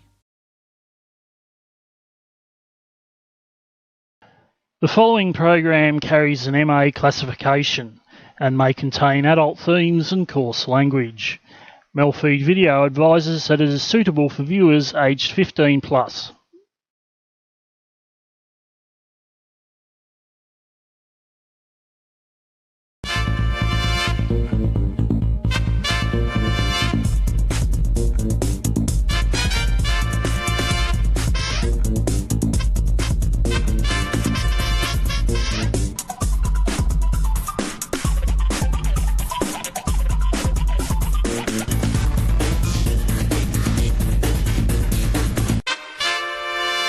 This is through the eyes of a horse on a faulty merry-go-round. La da da da da da da la da da da da da da. Hello. La da da da da da da la da da da da da da. Hello again. La da da da da da da da. La da da da da da da. Hello again, stationary person. La da da da da da da da. La da da da da da da. Hello again, stationary person. Won't you come for a ride? La da da da da da da da. La da da. You won't. La da da da da da da da. La da da. That's probably just as well. La da da da da da da. I seem to be going faster and faster. La-di-da-da-da-da-da. Faster and faster. La-di-da-da-da-da. Out of control. La-di-da-da-da-da. Wow! La-di-da-da. Help! La-di-da-da. Oh. The next piece I actually wrote for a friend's wedding. And I also incorporated myself, because me being their friend who was writing this. The piece is called Leanne Tony. Leanne Tony, Leanne Tony, Leanne Tony, Leanne Tony, Leanne Tony, Leanne Tony, Leanne Tony, Leanne, tone, tone, tone, Leanne Tony, Leanne Tony, Leanne Tony, Leanne Tony, Leanne Tony, Leanne Tony, Leanne Tony, Leanne Tony. Ed, E, Tony, Tony, Tony, Tony, Leanne, Leanne, Leanne, Leanne, Eddie, Eddie, Eddie, Eddie, Eddie, Eddie, Tony, Leanne, Tony, Leanne, Leanne, Tony, Tony, Leanne, Leanne, Tony, Tony, Leanne, Tony, Leanne, Tony, Leanne, Leanne, Tony, Tony, Leanne, Tony, Leanne, Tony, Leanne, Leanne, Tony, Leanne, Leanne, Leanne, Leanne, Leanne, Leanne, Leanne, Tony, Tony, Tony, Tony, Tony, Tony, Tony, Tony, Leanne, Leanne, Tony, Leanne, Tony, Leanne, Tony, Leanne, Tony, Leanne, Tony, Leanne, Tony, Eddie. Now these next couple of pieces, they're made up of just repeating the same few words over and over again. Now I call this piece. I call this peace. I call this peace. I call this peace. I call. Now this piece, I call this piece, I call this piece, I call levy, spee, sigh, sigh, sigh. Now my next work is entitled, Now my next work is entitled. Now my next work is entitled Now. Now my next work isn't titled Now my next work is entitled now. My next were kiss, kiss, kiss. Yeah. The next one's rather silly. It's called Mermaid Dur.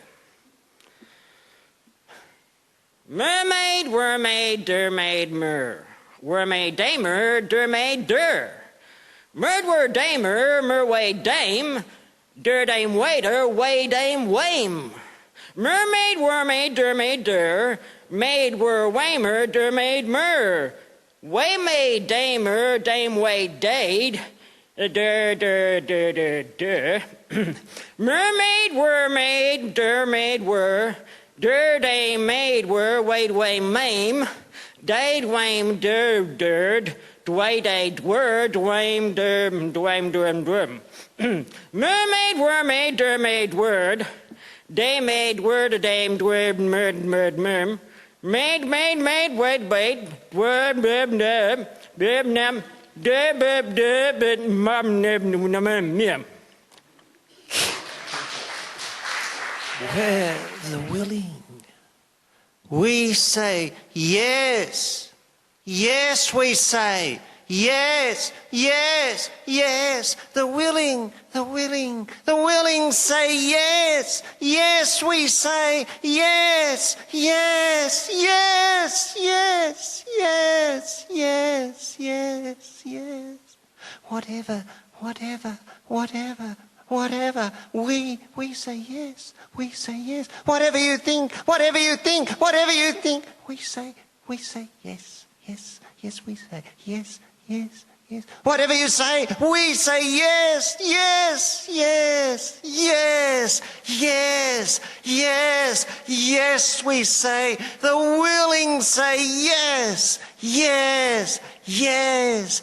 Whatever you do, do it. We say yes, yes, yes, do it. Yes, your lordship. Yes, yes, your grace, your grace, your lordship, your highness, your highness. Yes, yes, yes, we say. Yes, yes, we're willing, we're the willing. We say yes, yes, yes, sir.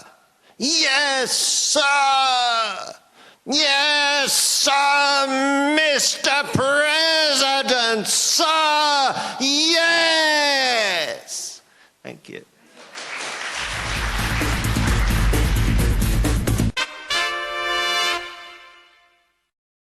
My name is Logan. I'm 12 years old and I have Duchenne muscular dystrophy. My muscles are degenerating and I was put into a wheelchair 2 years ago. Soon I won't be able to move at all. The majority of people affected will not live past their 20s, including me. So we need your support to improve our quality of life until a cure is found. Are you playing renovation roulette? I'm John Jarrett. Now I know that deadly asbestos lies hidden in 1/3 of Aussie homes. It can be found in any home built or renovated before 1987. Lurking in walls, under floor covering, behind tiles, in roofing. Asbestos, it was used everywhere. So if you're a renovator or a tradie, you could be risking your life and the lives of others. Remember, go slow. Asbestos, it's a no-go. Visit asbestosawareness.com.au to learn what you need to know.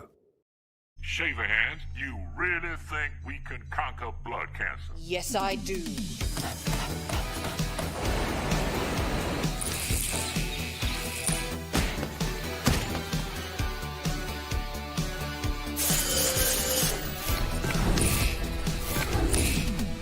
So, how did you go? Oh, I haven't even started yet. That was just my workout routine. We need you. Sign up now. Northern Access Television will turn 30 in 2020. We are planning a celebration night with a book and a special TV show about our history. If you're a past member or a volunteer of NAT, we would love to hear from you. For more details, visit the website nat30years.info and find out how you can help celebrate 30 years of media for the community. The 30th anniversary of Northern Access Television. Let's celebrate in 2020.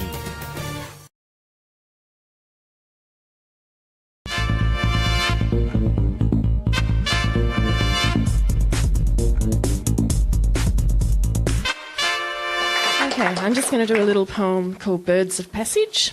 It started out as a whole lot of haikus and now it's one piece. And I observe them all around Footscray where I live. Telephone lines, rest signs, passages of birds, swallow crotchets, red throats murmuring Charlie Parker's bebop melodies, bird-shaped fragments of the heart. Fleeting choir sings the waking city and goes lightly. Hit, hit, hit, rackety rainbow lorikeets, blitzing rainbow firecrackers, hit, hit, hit the streets, paint bomber Melbourne winter, sweet.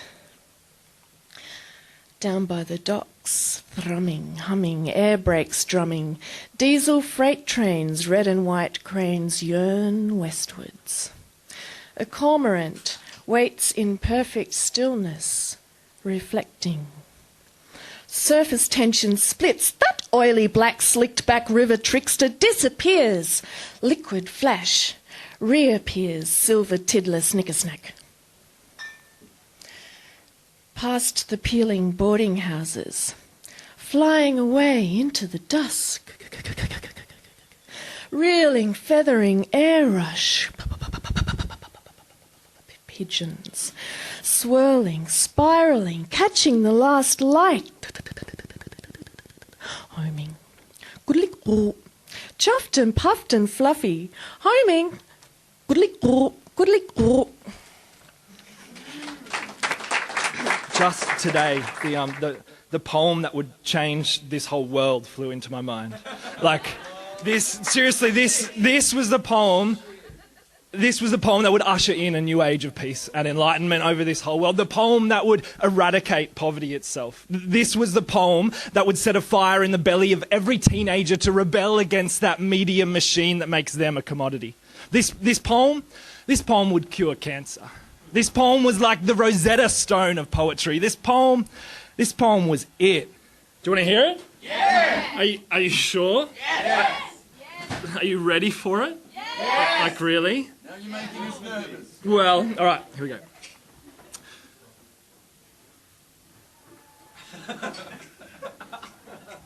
I lost it.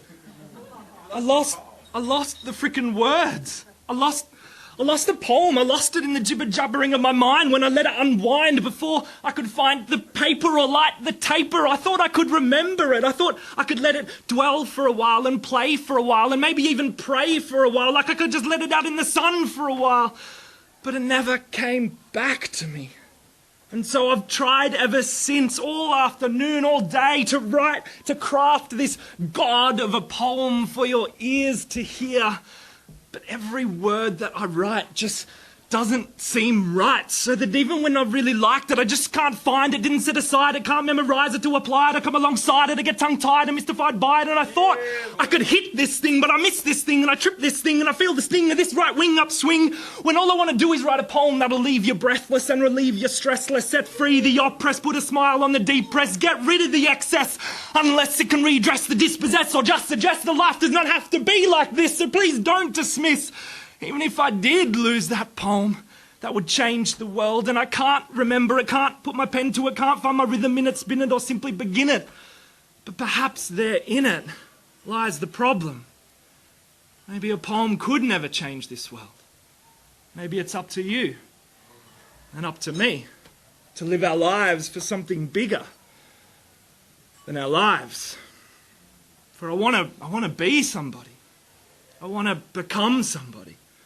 Leave the old behind and be born again. I want to soar again, strap these wings to my back, turn my face to the sun and fly straight through the moon. I want to weave the words of those poets. Weave words that leave mouths open and hearts arrested.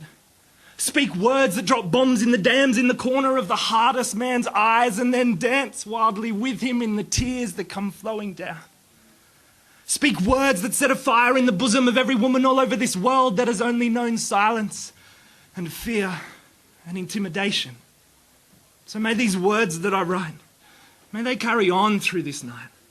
May they live on and breathe on and bleed on and flow on like a river down the pavements of these streets, down the alleys and the beats, making their way to the water, to that girl who sits on the pier, drinking the last coffee, sipping the last tea she thought she would ever have, until these words remind her to once again open her heart, open her eyes, open her life. So may these words that I write, these songs that I sing, these prayers that I pray, may they be more than this night, more than this day, more than this week, more than this sound flowing from this breath we speak. May they bleed from the soles of these feet. No more words without meaning. No more prayers without screaming. For I speak words. I bleed them out. I bleed these words from these veins like ink to the page. I bleed these words from this chest, these words beating in my breast. I bleed this ink from this vein into the street, into the rain, praying to this God that these streams would carve from the earth the very rivers of all the revolutions that are still to come. And I am most astounded that these poems that I write are willing to just lay down and sleep inside flat closed pages of paper. For if these poems that I bleed behaved as their essence decreed, they would be out dancing on the seashore, breaking every single unjust law, swimming through clouds and setting fire to the sky, holding hands and making love and making me a better me. For I want to be somebody. I want to become somebody. Leave the old behind and be born again. I want to soar again. When she left, she decided to take the hijab off to make sure that the taunts about that headscarf stop.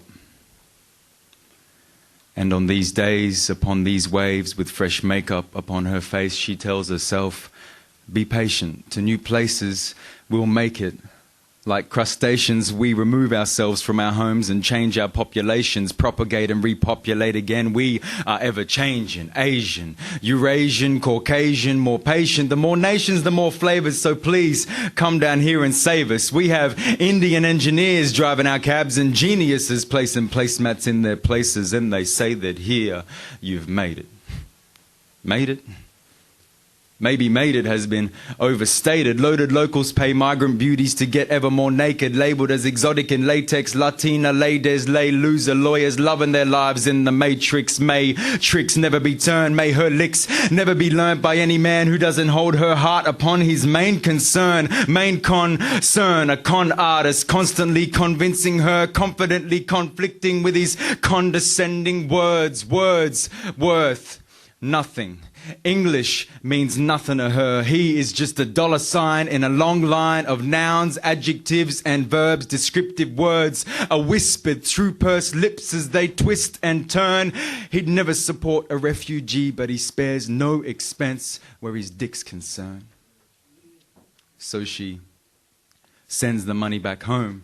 The same old number, the same old tone, the same old mama on the same old phone. Mama, I'ma send more home. Mama doesn't know, though her daughter left to learn and grow. They are both still fighting the same old war, just in opposite time zones. And the opulent officer offers her a lifeboat with a mast and an engine and tells her if she's lucky, it might float. But it's better than walking a tightrope above the once left, now ready to swing that right boat. And the right wing vultures circle around her city, while the left wing vultures circle around her in pity. We all sit back and say it's lucky she's pretty. She's got a bright future ahead of her. It is lucky she's sinning. Lucky she decided to take the hijab off to make sure that the taunts about that headscarf stop. Lucky she decided to become like us, so her fears and hesitations could become like trust, and our hatred and hesitation could become like lust. Once her eyebrows were plucked and her hair was brushed.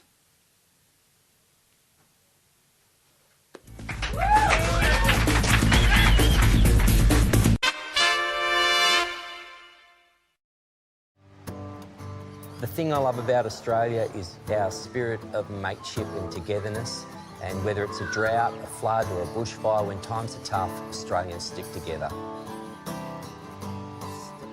Well, I'll be spending Australia Day at Tamworth with 40,000 country music mates. It brings people together to celebrate our music and our great country. Get together on Australia Day. Go to australiaday.org.au to find out how. Had enough of the bad news about carbon dioxide and climate change? Wood is one solution. Trees take CO2 from the air and store it in their wood. They're also renewable, unlike concrete and steel. But the wood you choose should be recycled or from certified plantations or forests. This helps protect areas of high conservation value. So next time you're building or buying something, make it wood and do your world some good. We reckon one of the most powerful things in the world is this sausage. Because a sausage can do just about anything. It helps people to walk, see and hear, supports families after fire, drought and flood, and even helps plant trees in our community. Our sausages are working to cure cancer, helping farmers in tough times, and connecting people who are new to a community. And at the same time that they're doing all that, they're nurturing the leaders of tomorrow while building friendships that last a lifetime. Yep, these humble sausages are more powerful than you can believe. They're working wonders in our community. And at Lions, so can you. Lions Australia, we serve more than sausages. I was born with shaver hands. And you were born with a cranium that never stops sprouting hair. It's time that we join forces. Sign up now.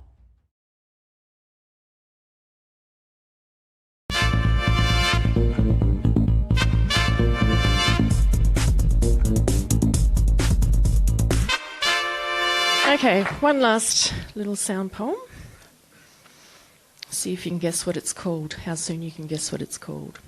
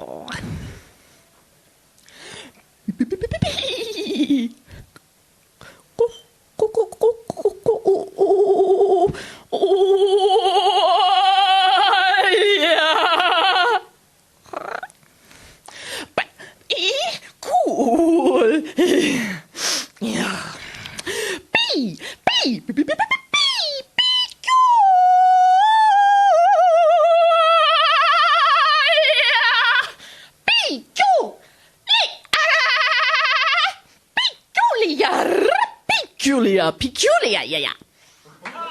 May your pen grace the page at the same pace as your brain. May your grey matter from now on no longer be grey. May you mean every single word that you say, and from now on may writing your rhymes be the way that you pray. Get up and step up, never let up. Get your set up. Get recording, get stories pouring. Ignoring your calling and calling you boring is boring. You need to be touring. What are you doing? You're basically stewing. No space for daydreaming, no place for that feeling, no place for pacing the building or facing the ceiling. There's no way that is dealing. Your brain it is stealing, and there will be no change to you, and there would never be any change to that ceiling. I'm basically feeling that art isn't hard. What's hard is your heart, and it starts in the past, but the past's in the past, so love who you are. Pass a rush of blood to your arteries blast, and let the blood rush to your arm, and let your artistry start. May your pen express upon the page every feeling you're in. May your black pen yang love your white page yin. May the ball in your ballpoint roll, because that's the point of the ball, and if we can't make our points, then what's the point of it all? May the lead in your lead pencil lead you astray. We spell it L-E-A-D because we've made leaders this way. I know it's hard but easy to say, but I do mean what I say when I say, mean what you say. Potentially, my pencil be the deftest thing you've ever seen, adept at expressing everything that you've never seen, especially when you question me. My pencil, man, she gets to me. She comes to me and comforts me and takes me out to lunch. You see, we have a cup of coffee and before I know it, she's on top of me. She's rocking and she's rolling me. We're touching uncontrollably. She likes to switch the roles on me. I think I'm writing with her, but she is just writing with me. It's my life as I desire to be. It's right that she's my wife to be. She takes me to her bed of white. We try it in the dead of night. Pages till we get it right. We make love between those sheets. May your pen grace the page at the same pace as your brain. May your grey matter from now on no longer be grey. May you mean every single word that you say, and from now on may writing our rhymes be the way that we pray. Thank you, everyone. I always think the artistic girls could go for me. Easily seen by their stylish dress sense, the horn-rimmed glasses, the scarf in early autumn, the homemade crocheted woolen beanie cupping thick, multicoloured hair. I see them on city-bound trams and think, you and I should get artistic. We can make songs out of conversations, poetry out of love letters, paint our body in sweat and other fluids. We'll sit on a queen single mattress, our books scattered with arm's reach. Your Foucault, subjectivity and truth, my Pratchett, the light fantastic. And you'll draw me while I write to you. I paint the curve of your neck in letters as you trace the curve of my chin in pen. You'll hate that I'm a romantic and want to carry me into the contemporaries while I'll yell at you to define your postmodernism. We'll sleep away our differences, making love to Miles Davis. You'll tell me to fuck you in 4 languages. My responses will be monosyllabic. Which means, may your scent be the blossom that announces the spring, and my breath, the wind that carries it. Yeah, we'll lie together for hours, spent like ink cartridges, spent like our rent money, spent like the vials of paint glittering the carpets. I'll make the coffee while you sleep, served with soy and little notes scribbled onto folded napkins describing how fantastic you make everything. We'll live off cheese and wine, practicing French as we drink Turkish coffee in Greece, and you would spot the irony. You'll let me have my fantasies. Behind closed doors with the windows thrown open wide to allow the cool breeze to brush over our naked bodies, we will discuss philosophy.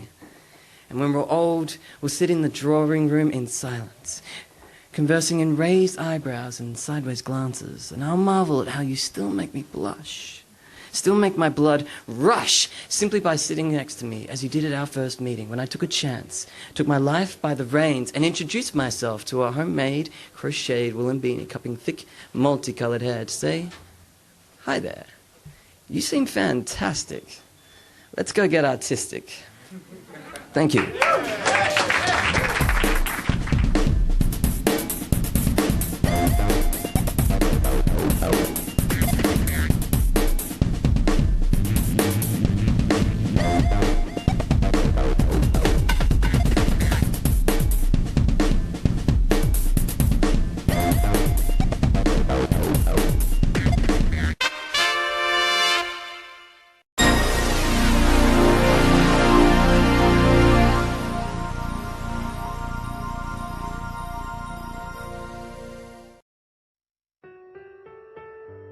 Ryan was diagnosed with asthma around about 2. Ryan never let asthma get in the way. He just lived and breathed for soccer. He was the kind of person that lived his life in excited anticipation. He did everything that he wanted to regardless, and even to the point of travelling overseas, he was actually advised he probably shouldn't. Ryan was like a lot of 19-year-olds. He thought he was 10 foot tall and bulletproof. Ryan had been playing soccer in the afternoon and had a great game and came home and went out to a party.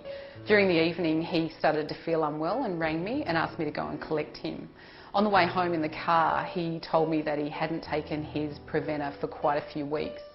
So I suggested that he really should go to the hospital on the way home and get checked out because I was concerned that he wasn't getting any better. Within a very short period of time, Ryan experienced a respiratory arrest, was put on life support, and 3.5 weeks later he died.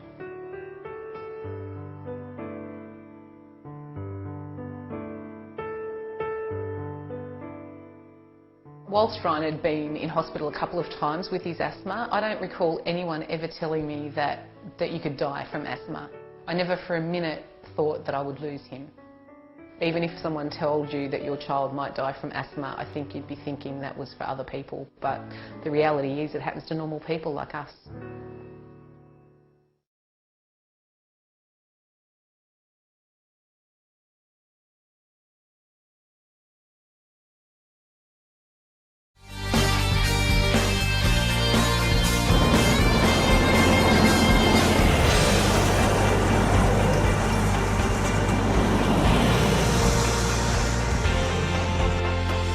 Live streamed from Echuca each week, this is MELfeed Video, a different sort of TV.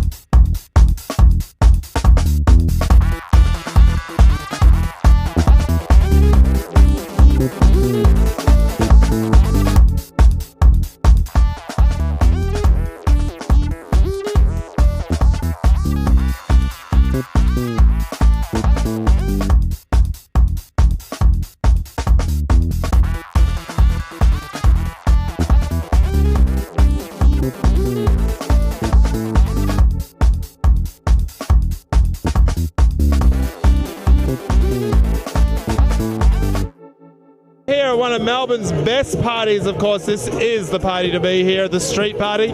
Now, you've got the best position because you're like 6 foot something tall, aren't you? Yeah. So I guess if you're ever looking for someone who's got lost, we know where to come to, basically here to you, yeah? Yeah. So what brings you down here? People. People? Yeah. Bit of perv watching, are you? Yeah. It is a people place, isn't it, really? Yeah, heaps of people, very, very exciting. This is the first one you've done? Yeah. It is? Oh, this is the second we've done, and what have you seen so far? Motocross down over here. Okay. And trail bike riding and... So you're into all that then, really? T-shirt, give it up for him! And he does swallow. Does he? He turned down X.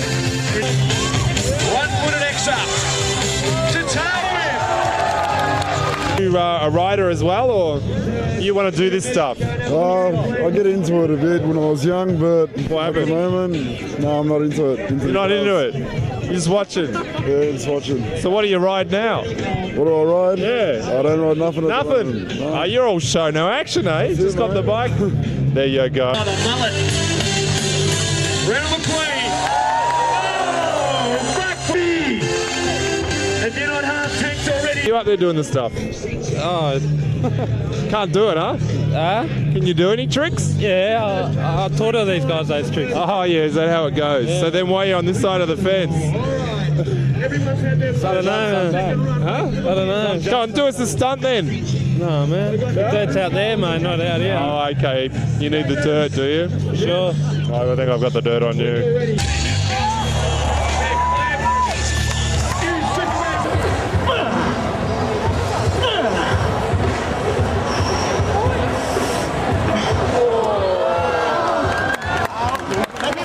Stop clapping. That wasn't meant to happen. I have to go back. Oh, God.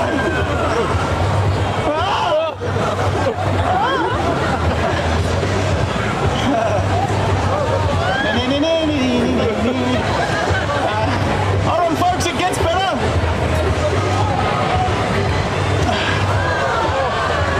Oh, God. Okay, ladies, I'm single and very flexible.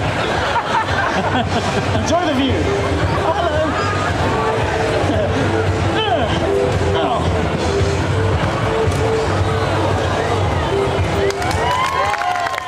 You've got your hands full here. Is it hard with the family? It is, yes. It is. You haven't lost anyone? No. No, but well worth bringing the kids down. Yeah. Yeah? Have you enjoyed yourself? Yes. Yeah? What have you seen today? Not much. Not much? What have you eaten today? A hot dog? I know, I can see it's all over your face. Well, there you go. So you recommend it for families then? Come down? Oh, no, it's very busy. Too busy, too many people. Well, there you go. Enjoy the day.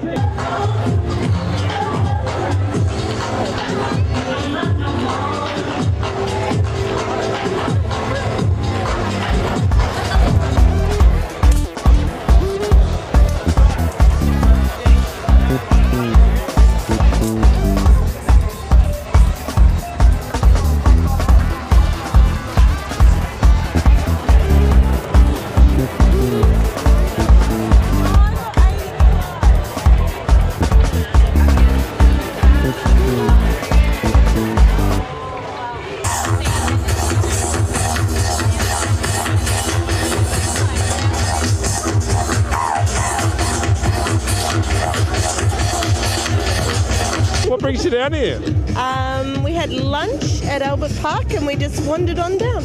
Why not? First time down here? For the festival? Yeah. Yeah. Oh, okay. Yeah. So you enjoying and I'm a it? Melbourne girl, but I've never been. Never yeah, been. It's good. What do you think of it? The weather could be better. Could be, but the sun didn't come out. Yeah. There was rain earlier, but It's all right. that's the yeah. main thing. Yep. Shades are essential, though, I must say. No squinting. No, Enjoy the day. Yeah, thanks. What are you eating? It's got it's seafood paella. Oh, paella? Yeah. Why is it for less than orange? I don't know. He like handed it. He didn't finish it, so like he gave it to me. Oh, you're leftover boy. Yeah. Oh. So you ordered it then? It wasn't that good, obviously, if you're giving it to him. It was very filling. The filling. Oh, okay. So what else have you been doing today? Besides eating? Eating snow cones. Snow cones. Sounds like a good thing to do. You're not out there dancing? I'm checking out the whole street, doing the whole works. Nice one. You should head out that way, Ackland Street. You've got the bikes down that end. You've got the dance parties down the other end.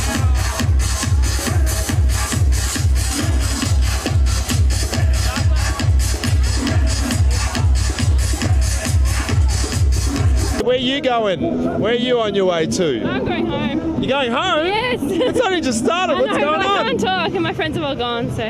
You can't talk? Yeah, I'm losing my voice.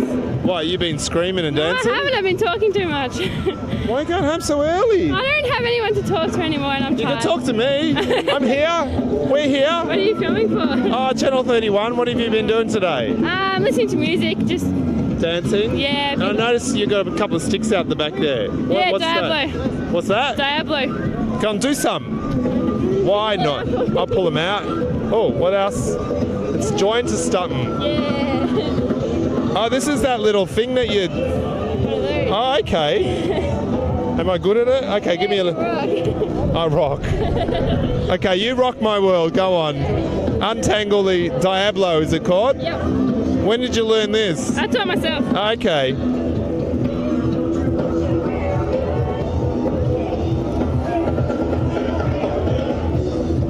Oh, you're good.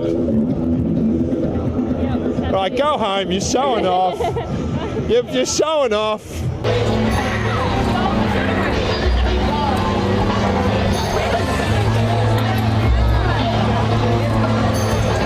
First of all, I clench my hands in the back. I bring them all the way over to the front without letting go. Does anyone here think I can do it? Thanks.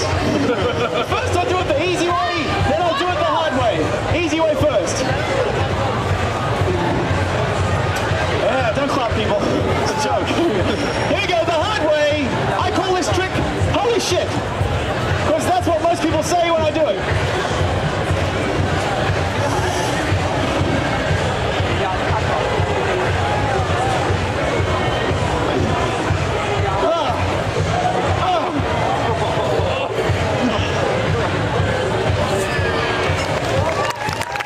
This is the queue for the ATM.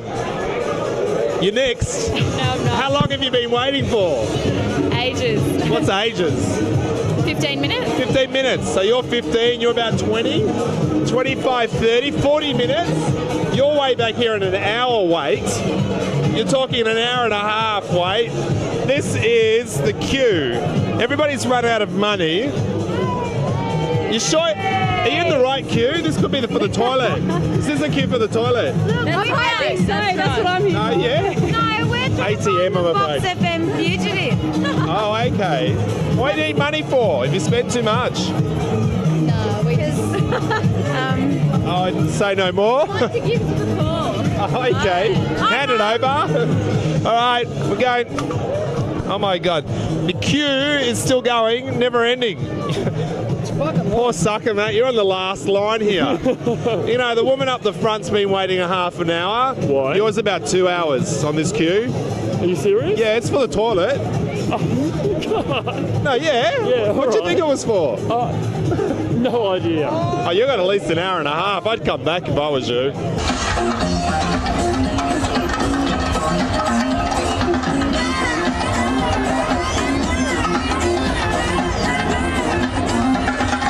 This is the best way to keep warm, is huddled up on a hill, isn't it? Yeah, definitely. So what have you been doing today? Eating. Eating? Yeah. That's pretty good. There's a lot of food here. What have you been eating? We went to the Big Mouth Cafe and she had a really big piece of cake. More cake? Yeah. That's all you've eaten is cake? Yeah. Oh dear. With all these fried food, chips, hamburgers and everything else, you've just had cake? Yeah. Why not? If that's what you're going to have cake. So what else have you seen here today? That band and they suck. That band and that side and that's it? Yeah. So you've hardly done anything. Why are you sitting down? We're digesting. Can't move from the cake. No, that's exactly right. Well, I'll see you here in a couple of hours then.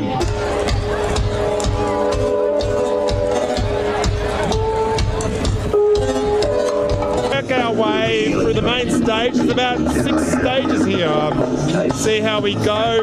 You guys look like you're enjoying yourself. Absolutely. What brings you down here? This group? Who are they? Ink. Who? Ink. Ink. You're a fan? This is the first time I've heard them. And you like them? Very much so. Moving and grooving.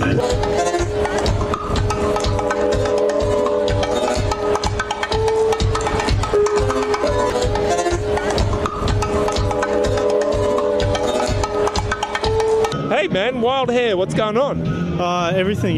This place is like going off. It's great. What You've prepared for you, haven't you? How what? You prepared for today? I don't hold anything back. I don't muck around. No. So how long you been here? A few hours. It's just going off. It's great. It's going off. It's rocks.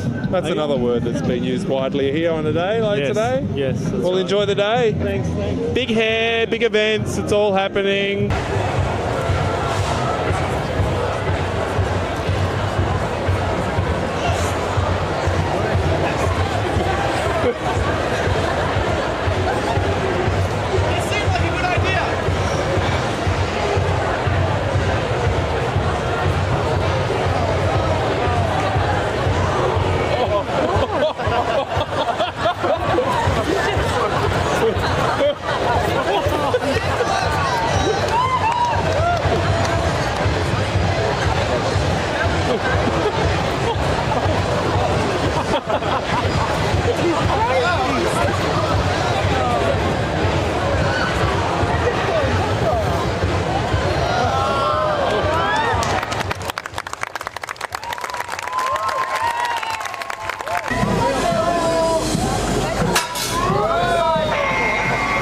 Hang on, and up you go.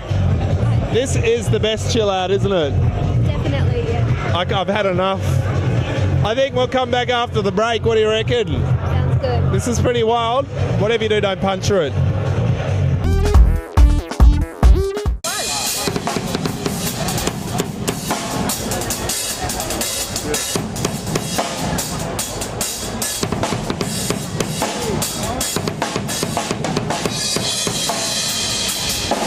Johnny Vander Howard, Australia, then the uprise. Johnny Vander Howard. Who's that? What's the story? Well, John Howard, he's going to take over Australia and then he'll take over the universe. So you've prepared yourself something, I mean, outrageously here for today. Or is this an everyday thing for you? Dressing up is an everyday thing, but not normally an outfit this full on. Now you've got everything. You need the brolly in case it rains. It's parasol. I've been sewing this for over a week. Oh God, look at the detail in here. And what are you planning to do today? Just be seen, really, aren't you? Being seen, having a few photos taken, and then off to the Collingwood pool for nude swimming.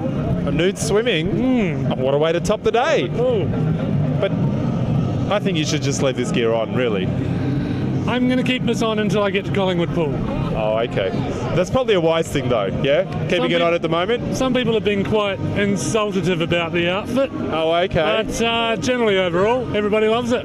That's the good thing about it. You get everybody here on the street party. Enjoy the day. I'm having a great day. I'm actually hoping that tomorrow I'll be on the front page of the Australian. Oh, that's what you're trying for. I knew it. For them. Oh, okay. Gorgeous shoot. We'll see. We'll keep an eye out in the papers for this gentleman. Yeah, thanks so much. Making everybody say. But of course, my name's very impressive. Very impressive. I'm impressed. Thank you kindly. Well, that's my name. I'm impressed.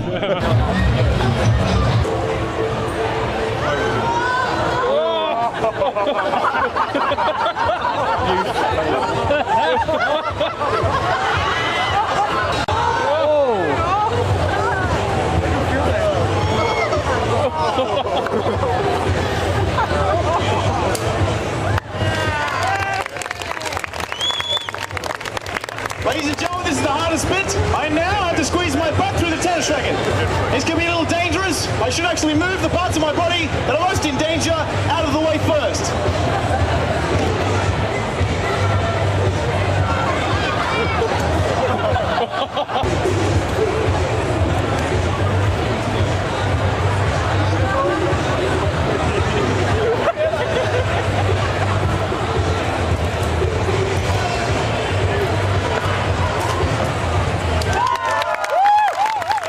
If you find it a bit too much, a bit too boring, you need a bit of a spring in your life, come down here and we'll shoot you out at 60 kilometres an hour straight up into air. And off they go. Oh dear, I feel sick already. I'm not going up.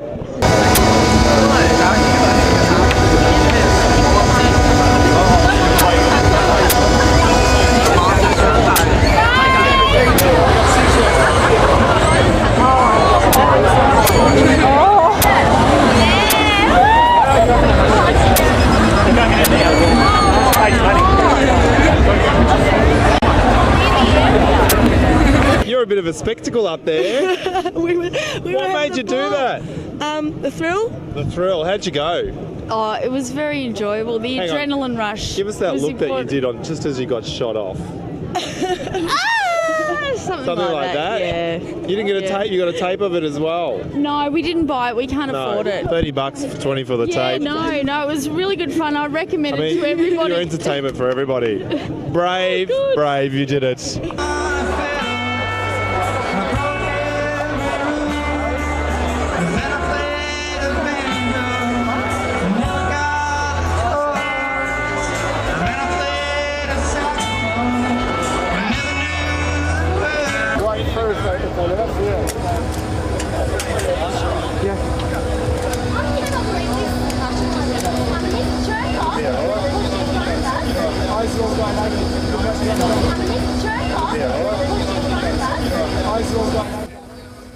And 160 Ks in just 1 second, going to be torpedoing up into the gods. I don't think I'm going to be very much, there'll be a lot of screaming. Joined here by Alex. How are you going there? Oh, nervous. You're nervous? Are you ready for it? Hard, boy. It's going to go any second. Here, guys, no holding on. 160, no holding on. We've got to do it. Hands up, boys. Slingshot, give it a go. It's pretty wild. Here we go. 3, I don't want to count down. 1. Oh my God! Hey, that's you from here. Okay. If you had a blocked nose, it certainly will be unblocked now. This is wild. We're going to flip over. Woo! Awesome! This is pretty wild. So come down. These guys are at surface as well. If you ever want to have this done, I would recommend it. Definitely recommend it. What do you say? Is it pretty wild? Yeah! Would you do it again? Yeah! Probably $30 to ride of your life, actually. Woo! This is some St Kilda Festival. Okay, back to Earth now. Oh! It's over. That was just like 30 seconds, not even 30 seconds. Wow. How's that, fellas? Oh, that was cool. I made it. I'm alive. Still alive. You're getting another one. These are not as scary.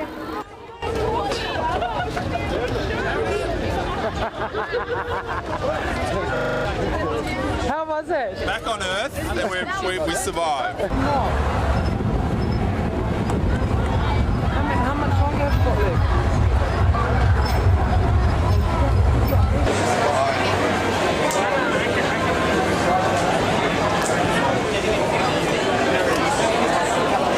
I've snuck in to the rooftop here at Circa. Watch out for the pool. We don't want anyone to fall in. It's all happening. It's been a fun day. Sit on a roof over the pool and enjoy the afternoon. Who are you talking to? Do you want to speak to her? Yeah, okay. Okay, Carmeline, you have to speak Carmeline, to... Steve. Hello? You're on television. Yeah, but we've been filming you. Why aren't you down here? You're doing what? Oh, you're working at home. That's no good. I'll pass you back over. If you watch Living It Loud, you'll get to see yourself on television. Wave. There you go. See you later. Oh, yeah, see? Everybody's mobiling. Where are you? What are you doing?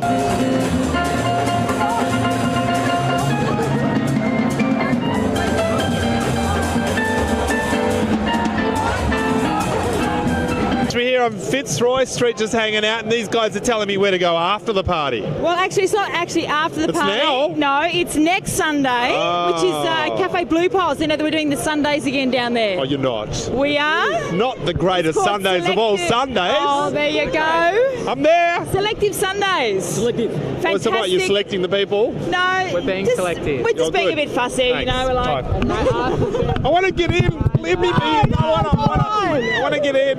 It's all about fun, you know, cocktails, girls, boys, relaxing. You enjoyed the day, by the way? Look like you've had a lot of sun. I have. I've had a great day. That's Solarium. Don't worry about That's Solarium. Sheet. Oh well. With accelerator. Yes, with accelerator.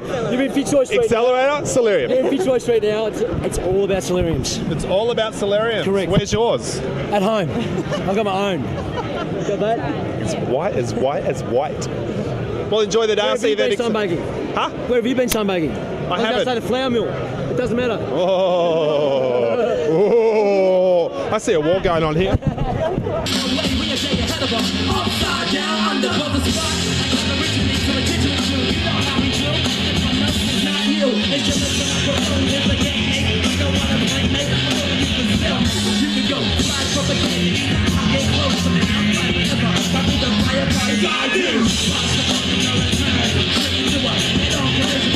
My adrenaline is rushed. I've been shot up in the air at 160 kilometres an hour, and if you can't afford to go up in the air, then come down this end, because this is where it really goes off and it gets a little bit crazy. It gets a little bit mad from now on.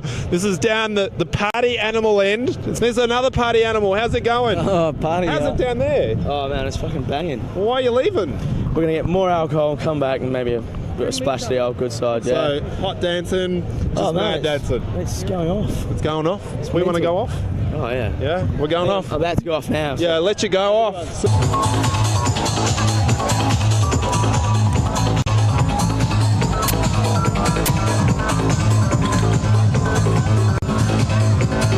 It's getting a bit crazy. Hold on to your wallets.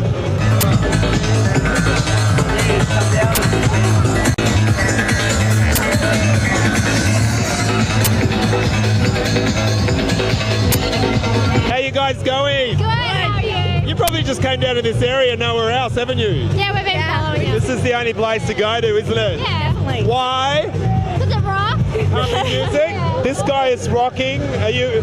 What's he on? Adrenaline. He's on adrenaline.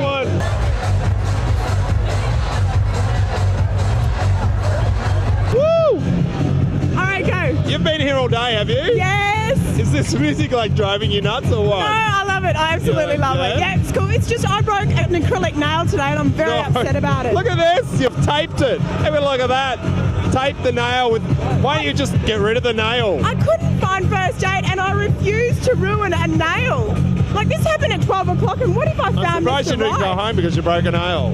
Oh, well, Terrible. I was thinking about it, but Now everybody comes down this end because it's so known here at the St Kilda Fest that everybody comes to this end who's a party animal. Yes, that's me. That's you. Yes. And what time are you going to be leaving, party animal? Well, I'm going to Vibe Cafe on Ackland Street after this, and that's going to be rocking forever. 24-hour license. You're not going to sleep, are you? No. No. One party to do all night through, really.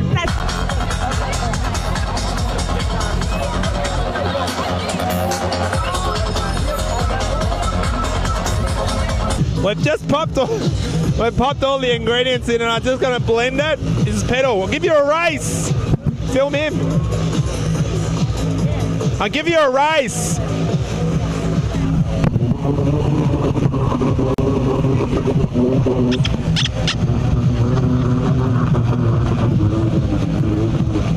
Champion!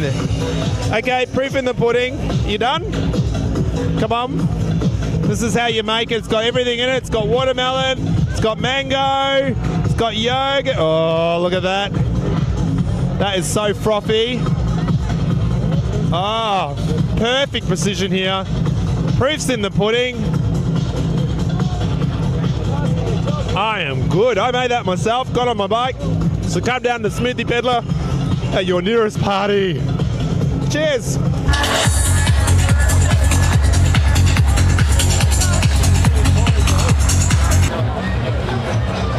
Well, the sun is setting and everything's going wild. People are sort of getting a bit drunk. Things are happening. It's a lot of fun. Thanks for watching. Hey, you can check us out on our website, www.run.2ffm. And if you want, call us. Hey, we want to hear what you think of the show. Sponsor me. I need money. I'm going to go out and have some fun. Bye.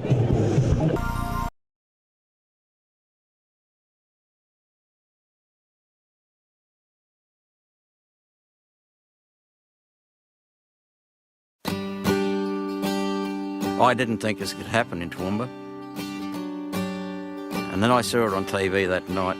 It really opened my eyes. Whenever the community comes to us and says we need your help, we do whatever we can to assist. It is a great feeling to be able to help your neighbours, to be able to help your community. Each Lions member and each Lions club in different parts of the country, we're totally different. But we have core values that are the same. They remain the same for any Lions member and any Lions club anywhere in not just Australia but around the world. Anything that you can think of that you want to do and support and help, Lions are doing it right now somewhere in this world. I think Lions need to tell their story. They need to let people know the amazing things that they do. The three major streams that we have in Lions are the community service that we do for the public, health and medical research, and the disaster relief. We're out there to help people. If you love helping people, get out and help them. Join a Lions Club.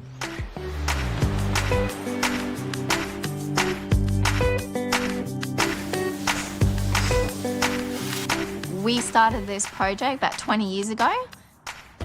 All this gear would normally go to the tip. We recycle it and give it to someone less fortunate and where it is needed in the world.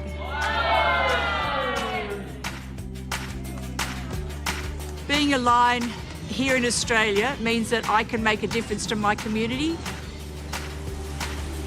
But most importantly, it's inspiring other people to get out and be part of their community and make it a safer and a much happier and better place to live.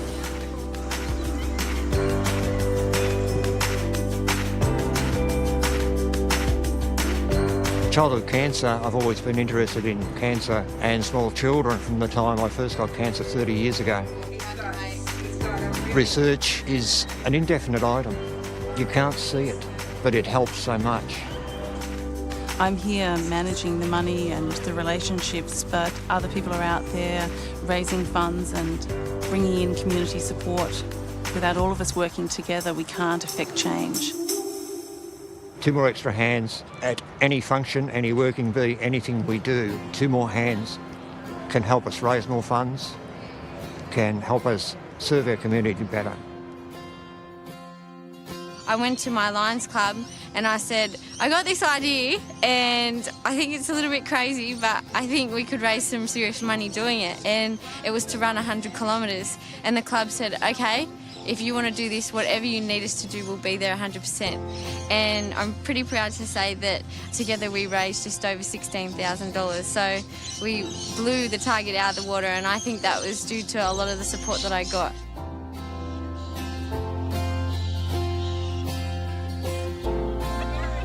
Through my leadership training and all that, I've learned about thinking global and acting local, and Lions Club is definitely that kind of thing. They act within their communities, but the money that they raise can often end up in any corner of the world.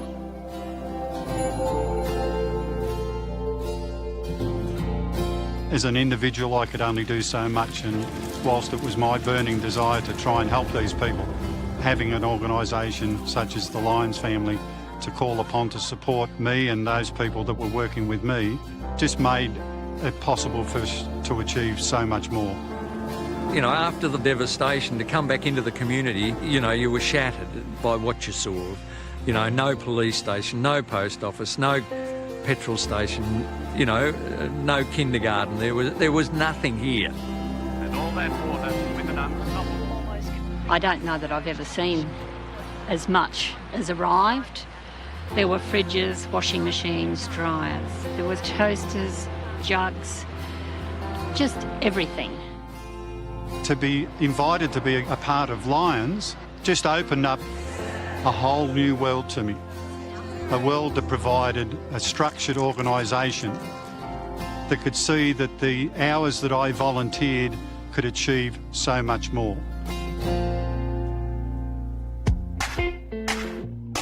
I think Lions is a wonderful organisation. The people in it have charity in their hearts. I can go anywhere in this country, see somebody with a Lions badge, walk up to them and say good day. You've got a friend.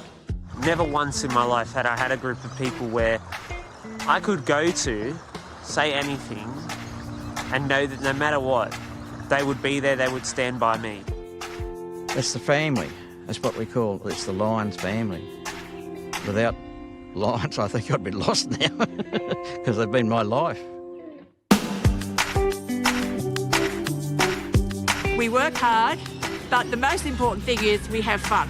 The fellowship of all the members of the club, the broader community, it's just a tremendous organisation to belong to. You know, I'll be here till I die. It is extremely rewarding and gratifying to be a part of an organisation that can spread its support so far and wide. More members means more hands, means more support to the community. I would encourage everyone just to give it a go and see if it is for them, because the return that you get for giving to others is amazing. Get out there, do something wonderful, be part of this fantastic organisation.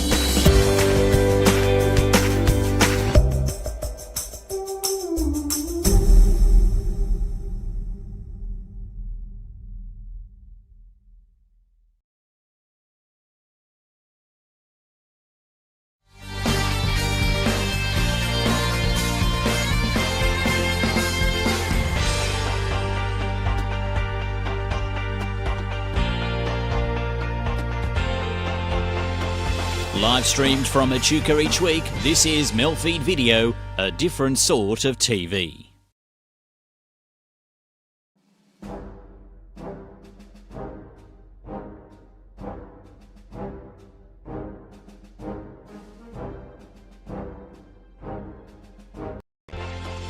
Live streamed from Echuca each week, MELfeed.video, a different sort of TV.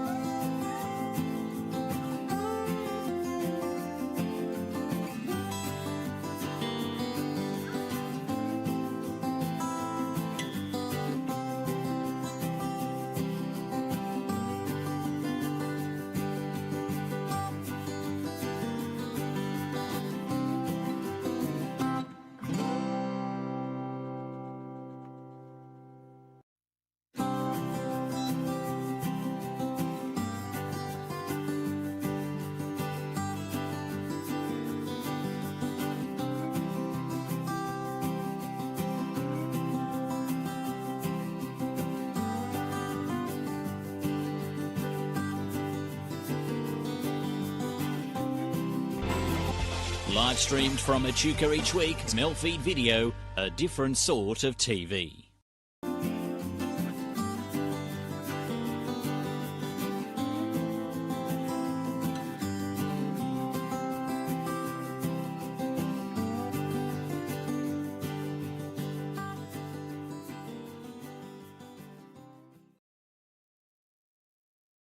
They say there's a chance I could die in a car crash. Maybe even from heart disease. Maybe even skin cancer. I could die in a work-related accident, or I could die in a fight. The fact is, the biggest cause of death for men in my age group is suicide. Please don't let this happen to me. You can do something. Lifeline believes that suicide is mostly preventable. Help us save lives. Find out what you can do at lifeline.org.au. MELfeed.video is about to close operations for tonight, but we'll be back with you next Monday evening. In the meantime, here is a selection of programs that will be seen on our next scheduled web stream. You're welcome to visit our website at MELfeed.video for further details of this project. Until next time, from all of us here at MELfeed.video, we wish you a very good night.